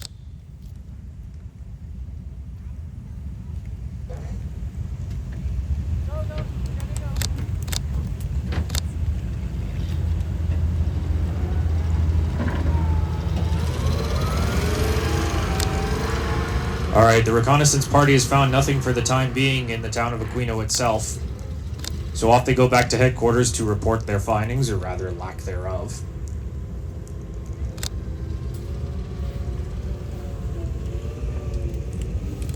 The Daimler Dingo and Universal Carrier were two very typical reconnaissance vehicles of the period, the Dingo being able to achieve 90 kilometers per hour in both directions.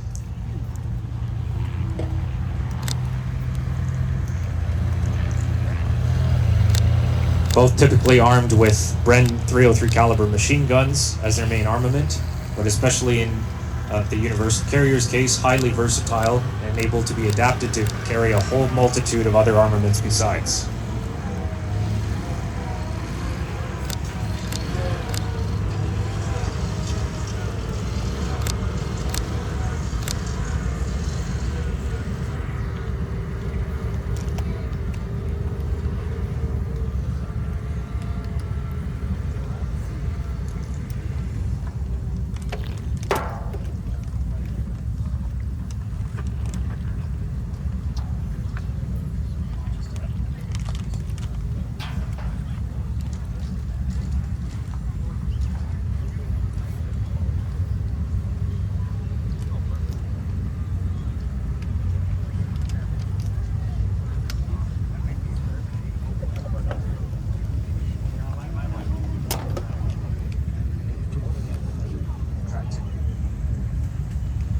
What the reconnaissance parties did not end up finding is the battle-hardened German 90th Panzergrenadier Division lying in wait nearby.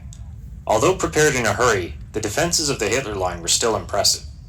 Built off a western section of the recently breached Gustav Line, the Hitler Line was about 55 kilometers long, with defenses up to 800 meters deep.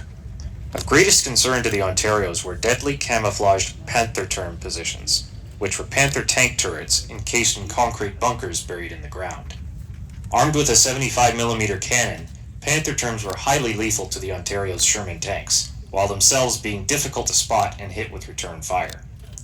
2 or 3 other 75mm or 50mm towed anti-tank guns also were installed around each Panther term.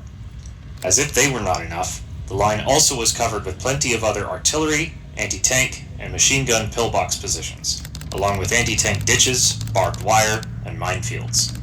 Bold and resolute as ever, the 90th Panzergrenadier Division is not about to give up their positions on a defensive line bearing their Führer's name.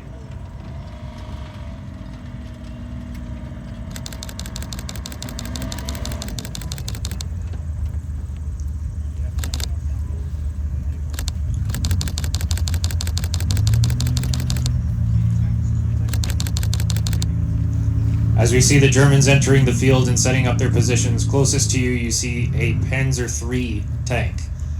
Been in service since about 1937 by that point, but still a very formidable weapon, 50mm cannon. Good enough to take out a Sherman, still highly lethal. Over on the far side of the field, that is a Hanomag SD KFZ 251 half-track, the ride of the Panzer Grenadiers, who were what we now call mechanized infantry. They could each carry a section of about 10 soldiers in the back, who would then often dismount and set up their own defenses and fight on foot, while the vehicle itself could offer machine gun fire. Closest to the fence, you also notice a PaK-36 anti-tank gun.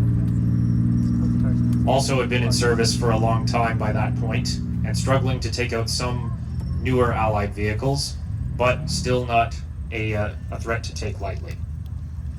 And finally, just coming in the arena, a Stug 3 assault gun, highly lethal to Sherman tanks.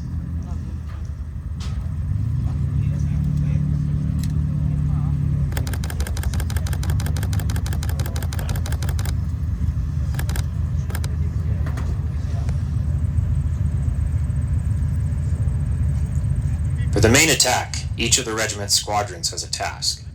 B Squadron joins British infantry of the 5th Battalion, the Buffs, Royal East Kent Regiment, in advancing along a main road toward Aquino and clearing out the enemy to force an opening in the line's defenses. Then the British 26th Armoured Brigade would exploit that opening and breach the Hitler line through a crushing rapid advance. To stay in contact with the tank crews, the Buffs bring along their signals section in a universal carrier. C Squadron is held in reserve, ready to assist wherever needed.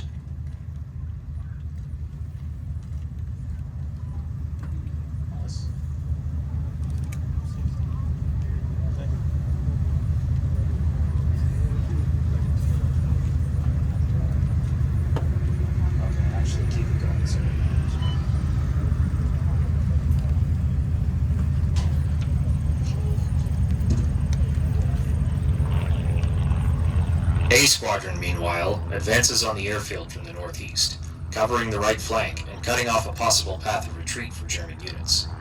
The airfield and its approaches are thick with fog, and at first, there is no sight of the enemy.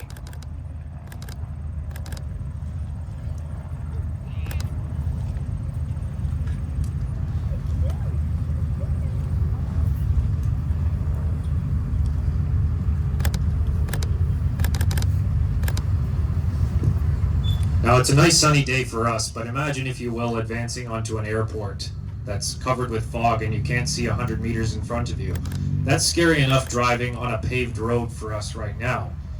But in tanks where you're trying to spot the enemy, I couldn't imagine myself.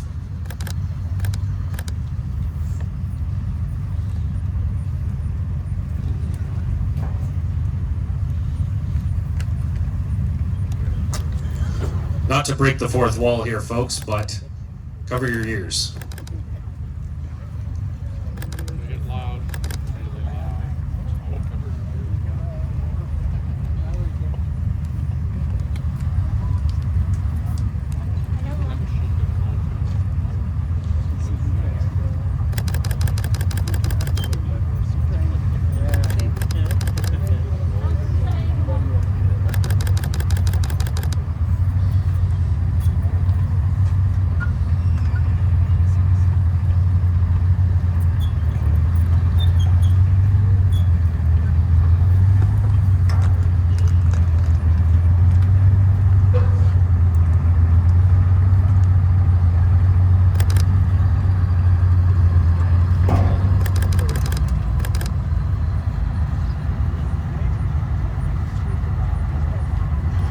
Imagine being this close to the enemy and still not being able to see each other.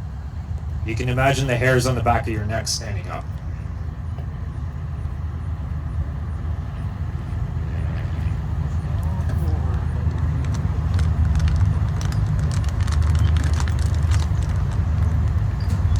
Still advancing cautiously, trying to make contact with the enemy on their terms.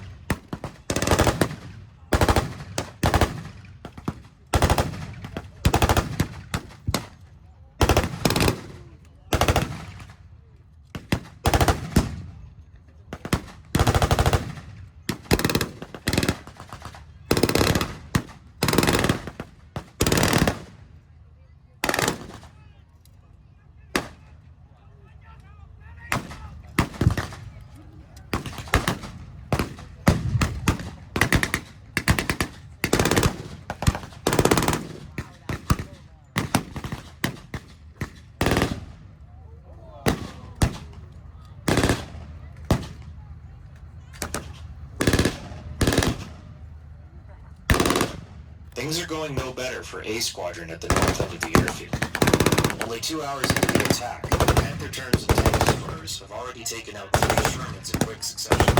The rest of the squadron is pinned down in a depression as it tries to avoid enemy fire.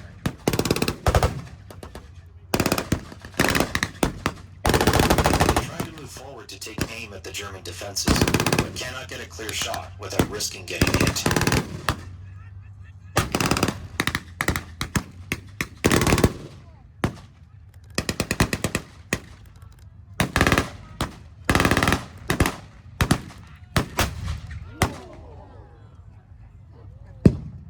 As the situation worsened by the hour, many Ontarios showed incredible courage as they put their lives on the line to come to their comrades' aid.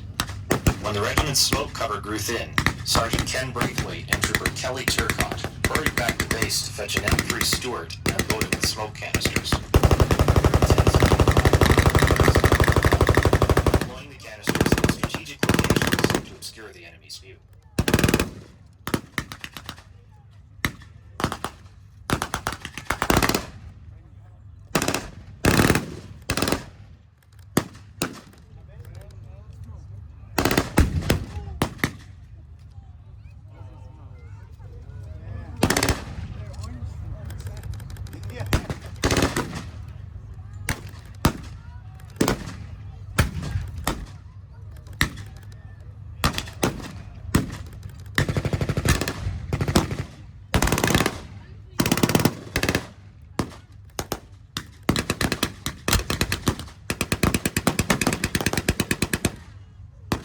You see the Stuart on the far side of the arena.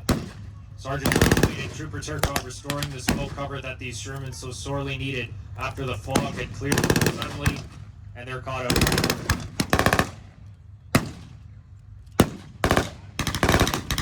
To do that all under fire is sort of a heroic effort. If you've been with us for a while, an interesting connection. We once had a veteran visit from Ralph Kearney, who has since sadly passed on. He and Sergeant Braithwaite were brothers-in-law.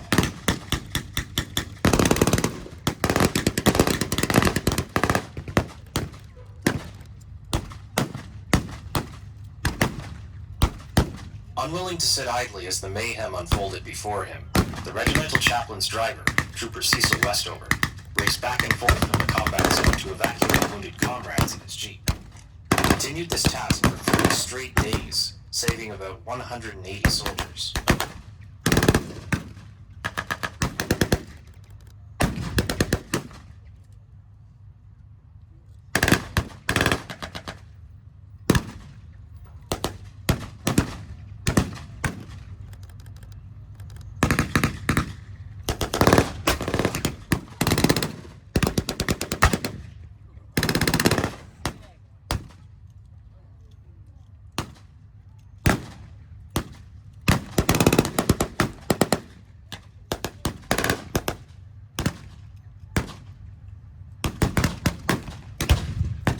The situation becomes especially confused when the Buff's commanding officer and signal section are all killed when the carrier takes a direct hit from German artillery. The B Squadron lost all contact with the infantry and struggled to fire on the enemy without a serious risk of friendly fire.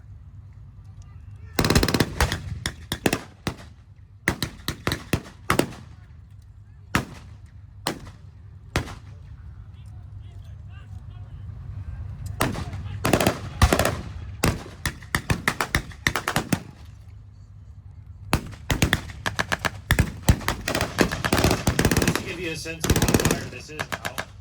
The Ontarios have lost over 10 tanks, and the infantry signals section to communicate with between infantry and tanks are all killed in action. Never at any point beyond this do the tanks and infantry restore any communication whatsoever, even through their brigade headquarters.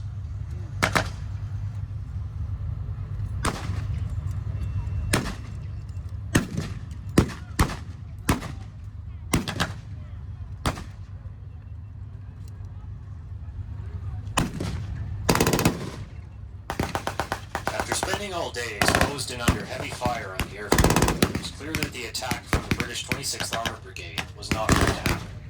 Much to their shock, the Ontarios have lost 13 tanks to enemy fire.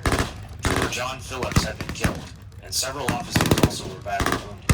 A Squadron's own commanding officer, Major Harry, had been shot in the head by a sniper and struck by shrapnel, although he luckily survived his injuries. Seeing the urgent need to withdraw, Captain Arthur Bud Hawkins, call sign Peter Roger Charlie 1, takes command and calls on the 392nd Battery, 98th Field Regiment, Royal Artillery, call sign George Peter Able 22, for artillery support to cover their withdrawal.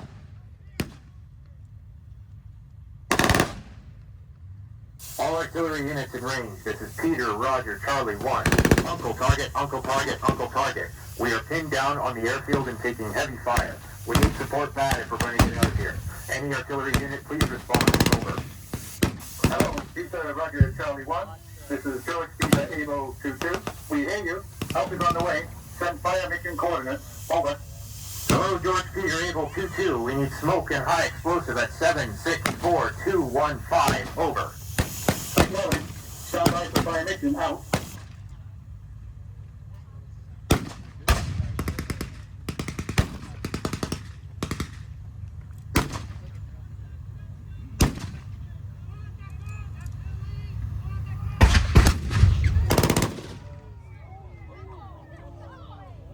George Peter.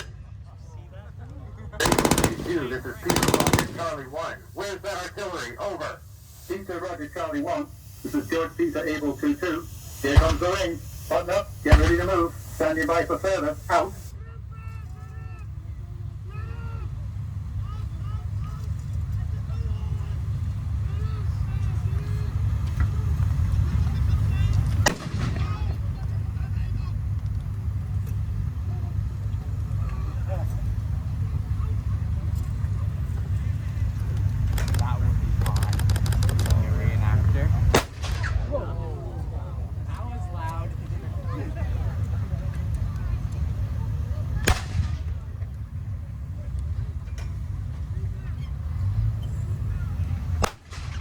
George Peter Able 22, this is Peter Roger Charlie 1.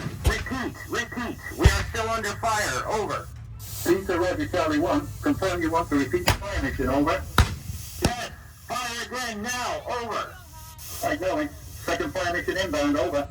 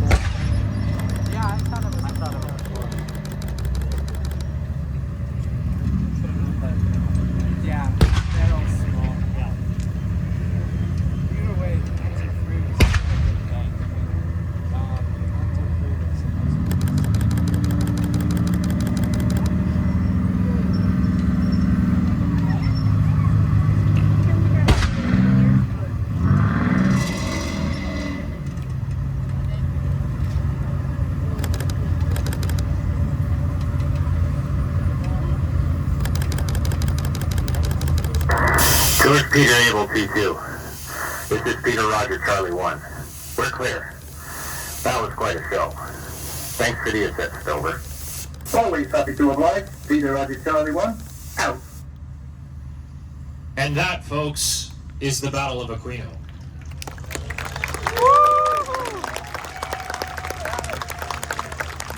Not exactly a most glorious occasion, but sometimes the heroic feat of survival and the sheer effort of just trying and making that push against the enemy line has to be rewarded in itself. Only days after, luckily the Ontarios managed to replenish their lost equipment and joined their British comrades in a renewed attack and breach through the Hitler line, then proceeding on to Rome.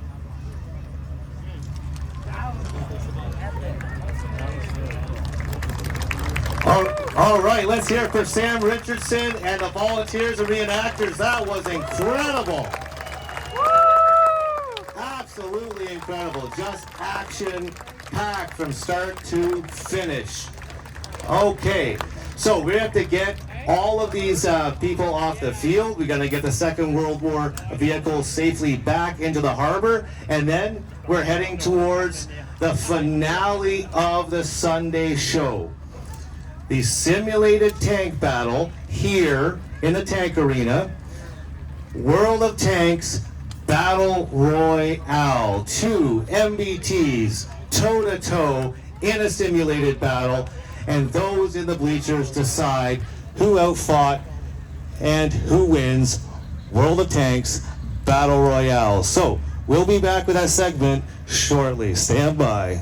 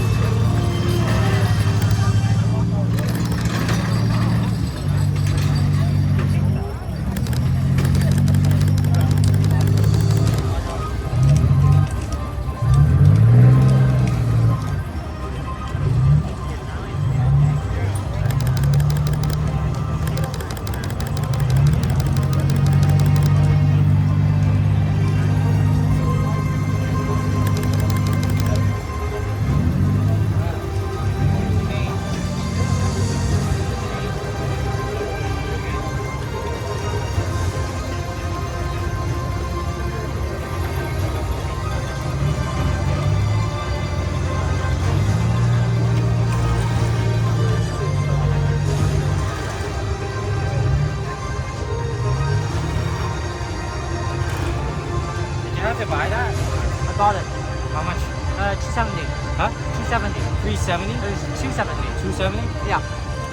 And that's pretty cheap. You can buy from online. They're like 400, 700, 500, and then including the shipping. So yeah, I bought over here because they didn't sell one. Same size. I bought it. Very much. You can check if they may have it or not. Not sure.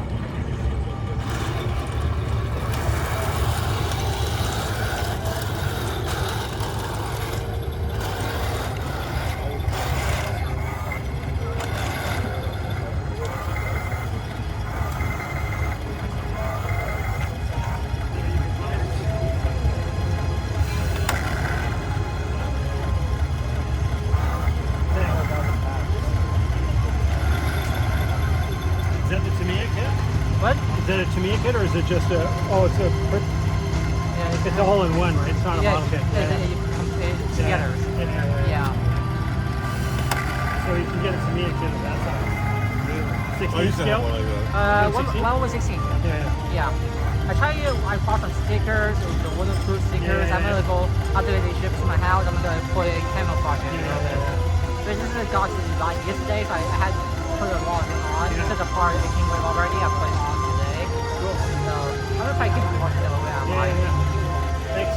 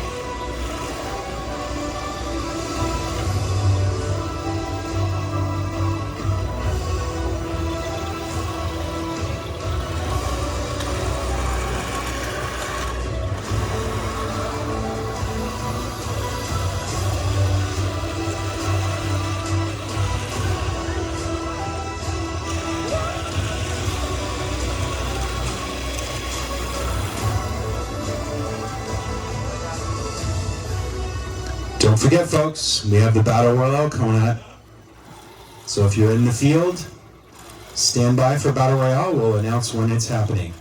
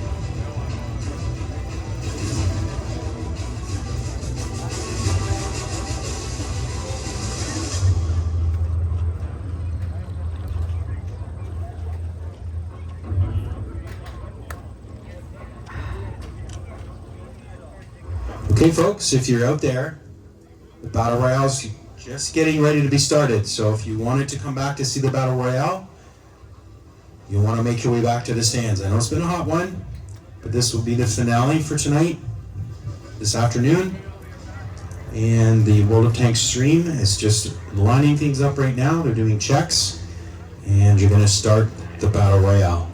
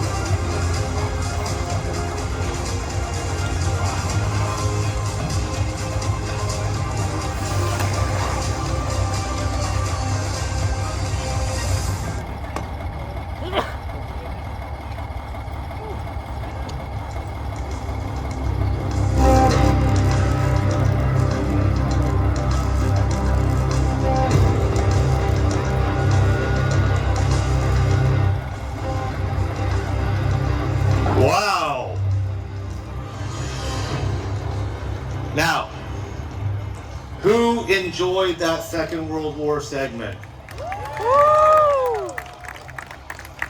Even though I knew it was going to happen, I was involved in the planning, and I've been in many of these before.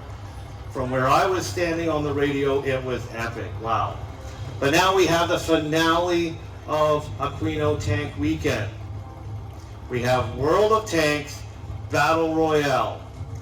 These two tanks have been fighting it out all Aquino Tank Weekend.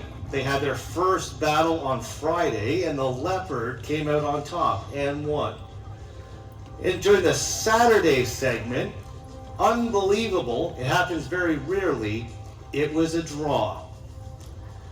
So this is winner takes all for Aquino Tank Weekend World of Tanks Battle Royale Championship. We're going to have the Leopard and the M60 take the field shortly, and they're going to be in a simulated tank battle based on the game from our partners and sponsors, World of Tanks. So, are you guys ready for this? All right. And for those on the stream, yes, this is Celsius. There's probably about 35 degrees Celsius out here. So these guys in the grandstands are hardcore. All right, they're going to cue the music. Marshall, send out the tanks.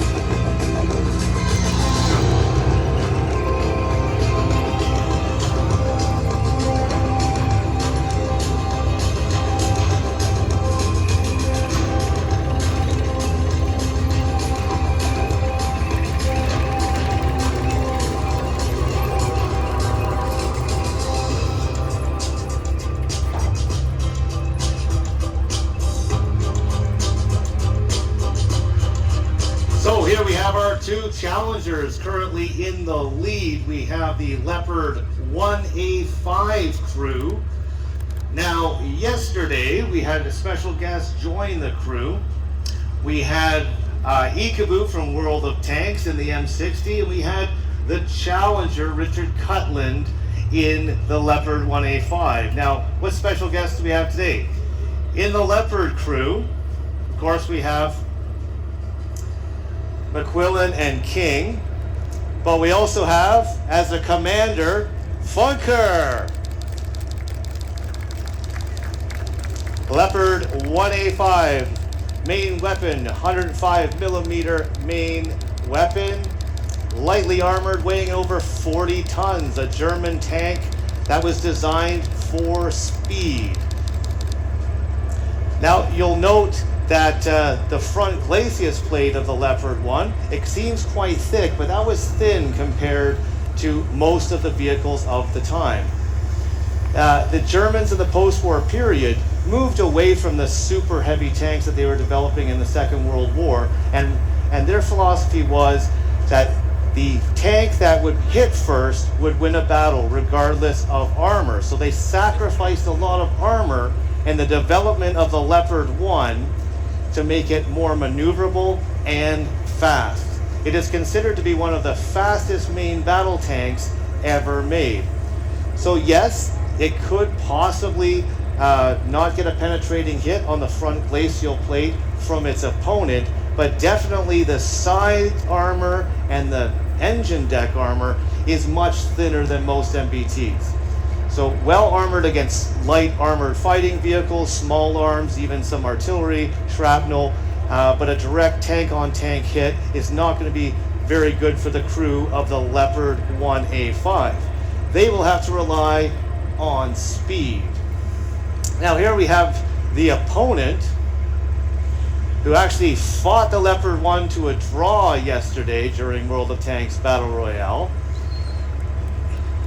And the guest commander of the crew, of course we have Brendan and Ashley, which you'll see after the battle, but the guest commander of the crew is Cone of Arc.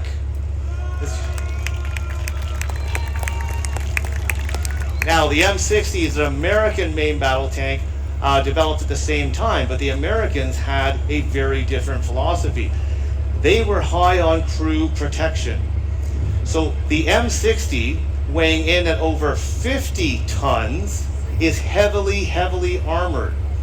Yes, the Leopard could get a side penetrating shot on its side armor and definitely in the engine deck, but there's no way that a 105mm main weapon is going to penetrate this front glacis plate right here. So any shots the Leopard makes to the front of the M60, I wouldn't really consider that a hit. The firepower, it also is the same weapon as a 105mm L7 gun. Was standard with NATO at the time.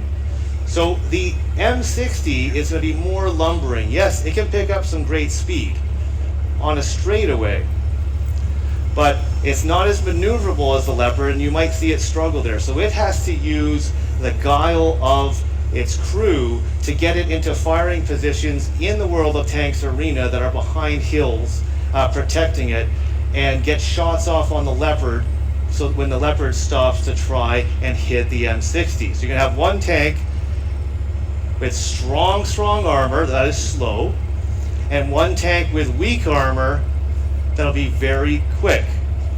And for these crews, this is do or die today, because the best that the M60 crew can get is a draw for Aquino Tank Weekend 2024, having fought to a draw yesterday and lost on Friday. But a draw is better than a defeat. So how World of Tanks Battle Royale works. I'm going to get off the field into a safe distance, and they are going to get to firing positions. It's going to be exceptionally fast and exceptionally loud. That propane oxygen simulated fire that you heard about in the Gulf War show this morning, both of these tanks have been fitted with that in their main weapons. So you'll actually be able to hear when they fire. And you'll have to decide when they fire if they were on target. What part of the enemy tank did they hit? Do you think that would have been a penetrating shot, or do you think that would have been a miss or a bounce? Excuse the tank dust. Been a long tank weekend. So, you're not going to be voting for your favorite tank. You're not even going to be voting for your favorite guest character. Sorry about that. Your guest tank commander. You're going to be voting for how the crew outfought, outthought, and outperformed the enemy tank in the World of Tanks arena. Does that sound fun? And then we'll bring them back here, and you will decide who is the ultimate champion of World of Tanks Battle Royale 2024. Now, I know it's been a long day, a long tank weekend, and it's been very hot here. But, you know, let's pump up these crews. That didn't sound very enthusiastic.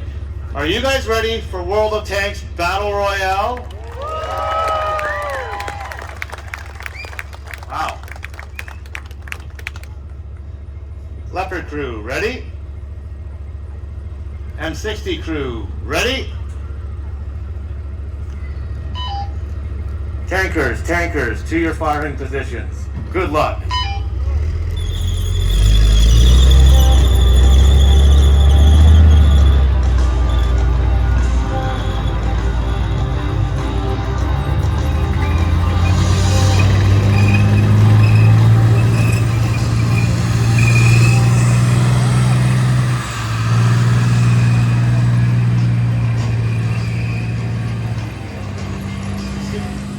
M60 moving really fast, already in a firing position. Leopard has stalled. Can the M60 get a shot off? Awesome shot by the M60 on the side armor of the Leo. And now the Leo seems pretty upset, pivoting into firing position. M60 already on the move, frontal armor towards the enemy. Exchanging shots. M60 now charging down the field. Leopard decides it has to move fast and run.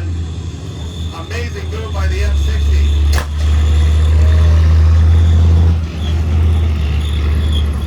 Attempted fire on the move by the Leo, really didn't seem to hit. Definitely kicking up some dust with that speed. I bet the M60 can't even see the Leo until the dust clears. Oh, great shot by the Leo. Return fire by the M60 is a direct hit. Both tank. M60 charging again, that's quite the tactic.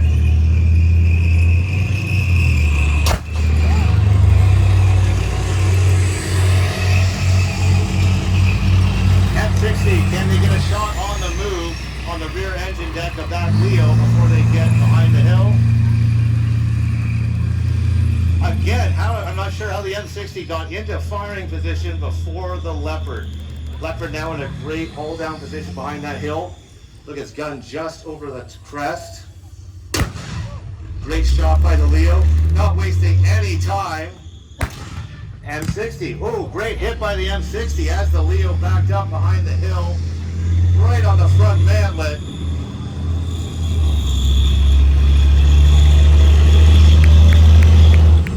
It might be that slow and steady is winning at least the early part of this battle. Now the M60 in a very compromised position. Leopard charging. M60 cannot get the gun depression down. Hit right in the engine of the M60 by the Leopard. Definitely a good revenge shot there. Leopard pulling back. M60 crew pretty upset about that engine hit.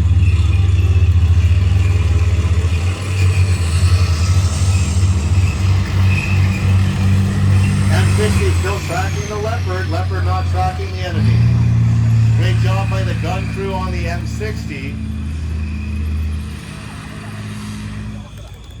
But M60's frontal armor, Leo. But a great shot on a moving target by the Leo 1.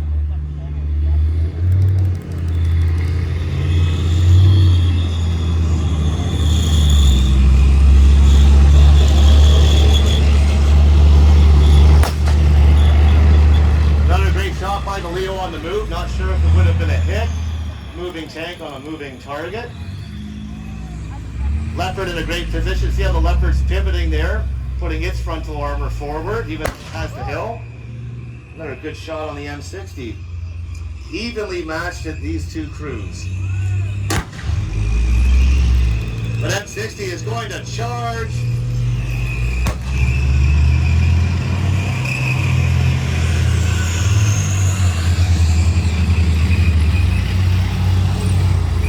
Both gunners, Leopard gunner gave up the track. M60 gunner still tracking that Leo 1. Let's get them get one more shot off, and we'll bring them forward to declare the winner or the loser of Battle Royale.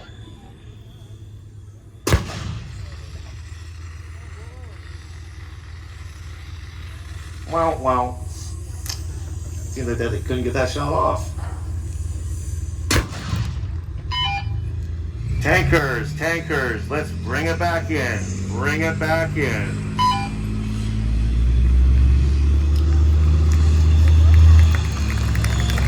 Was that exciting? Was that fast?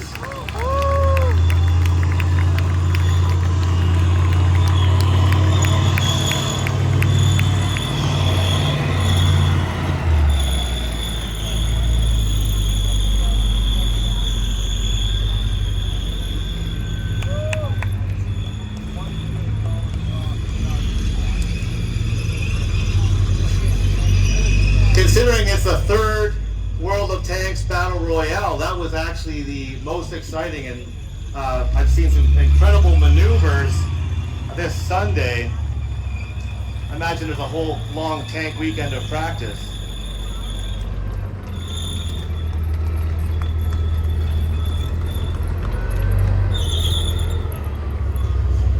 Okay, so now the crew's going to pop out of their hatches so we can have a look at them. You'll notice that both the driver of the M60 and the Leo 1, they were actually driving in a hatch down position, looking through those vision blocks. So now they're popping their heads out. Here's the crews. So those drivers, that's those vision blocks is the whole world that they can see, and they have to hear everything from their crew commander and their team. So before we vote, again over here we're going to have Ashley, she's the M60 driver, wave Ashley, and Brendan, and of course the commander today, Cone of Arc. Let's hear it for them. Okay, remember we're not voting yet.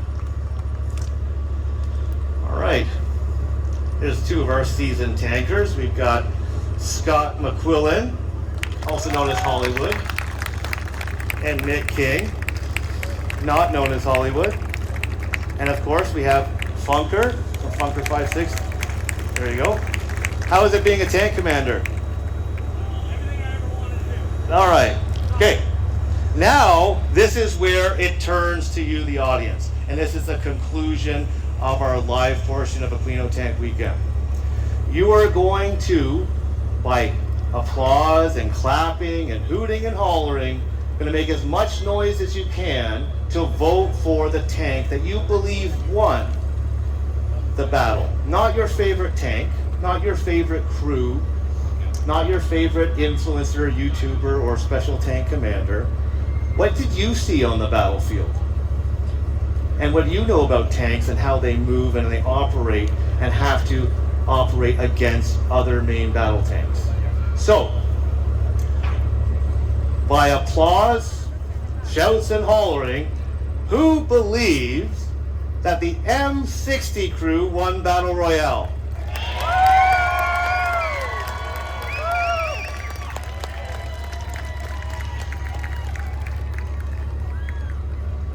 Wow. Who believes, by applause, hoots, and hollers, that the Leopard crew won Battle Royale?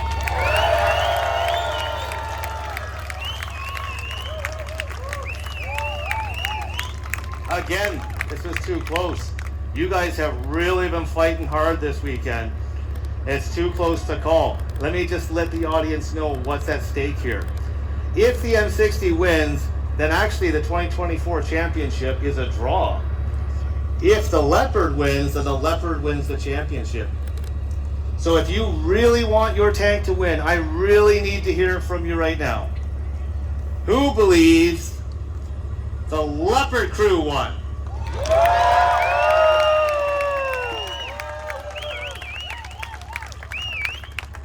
Who believes the M60 crew won? And we have it, the M6. Sorry, Funkers. Sorry, guys. From here, I'm not sitting on top of a loud tank. From here, it is official. The M60 tank won Sunday Battle Royale. And that actually has never happened in 10 years of Aquino Tank Weekend. We have a draw between both crews. So, that was incredible, guys. And this is the end of our live segment. We do have a surprise for those of you who are kicking around for a bit, but I know this is the end of the live show. Thank you so much for coming out to Aquino Tank Weekend. I just also want to give a big applause and thank you from the museum, its members and volunteers, to our sponsors, Wargaming.net and World of Tanks, for helping make stuff like this actually happen at tank museums. That was awesome. But in the end, we would like to thank you, those who are tuning in from around the world, and those who came out here to Ontario for an incredible 3 days. This has been an awesome weekend. How can you help the museum? How can you help these vehicles stay alive? Well, if you're able, you can click on the website, make a one-time subscription or a subscription donation. You could follow us on Patreon, or you could just follow and share our social media. But the best thing to do is share your experience with a friend. Leave a review on Facebook, Google, or on TripAdvisor, and let everybody know about the Canadian Tank Museum. So I'm Jeremy Blowers, the Executive Director, aka Tank Museum Guy, and I will see you next time in the World of Tanks Arena. All right, Jeremy, you're killing me over here. You're killing me. The crowd's leaving, and they don't even know that they should have their butts firmly seated in those bleachers because I got free t-shirts.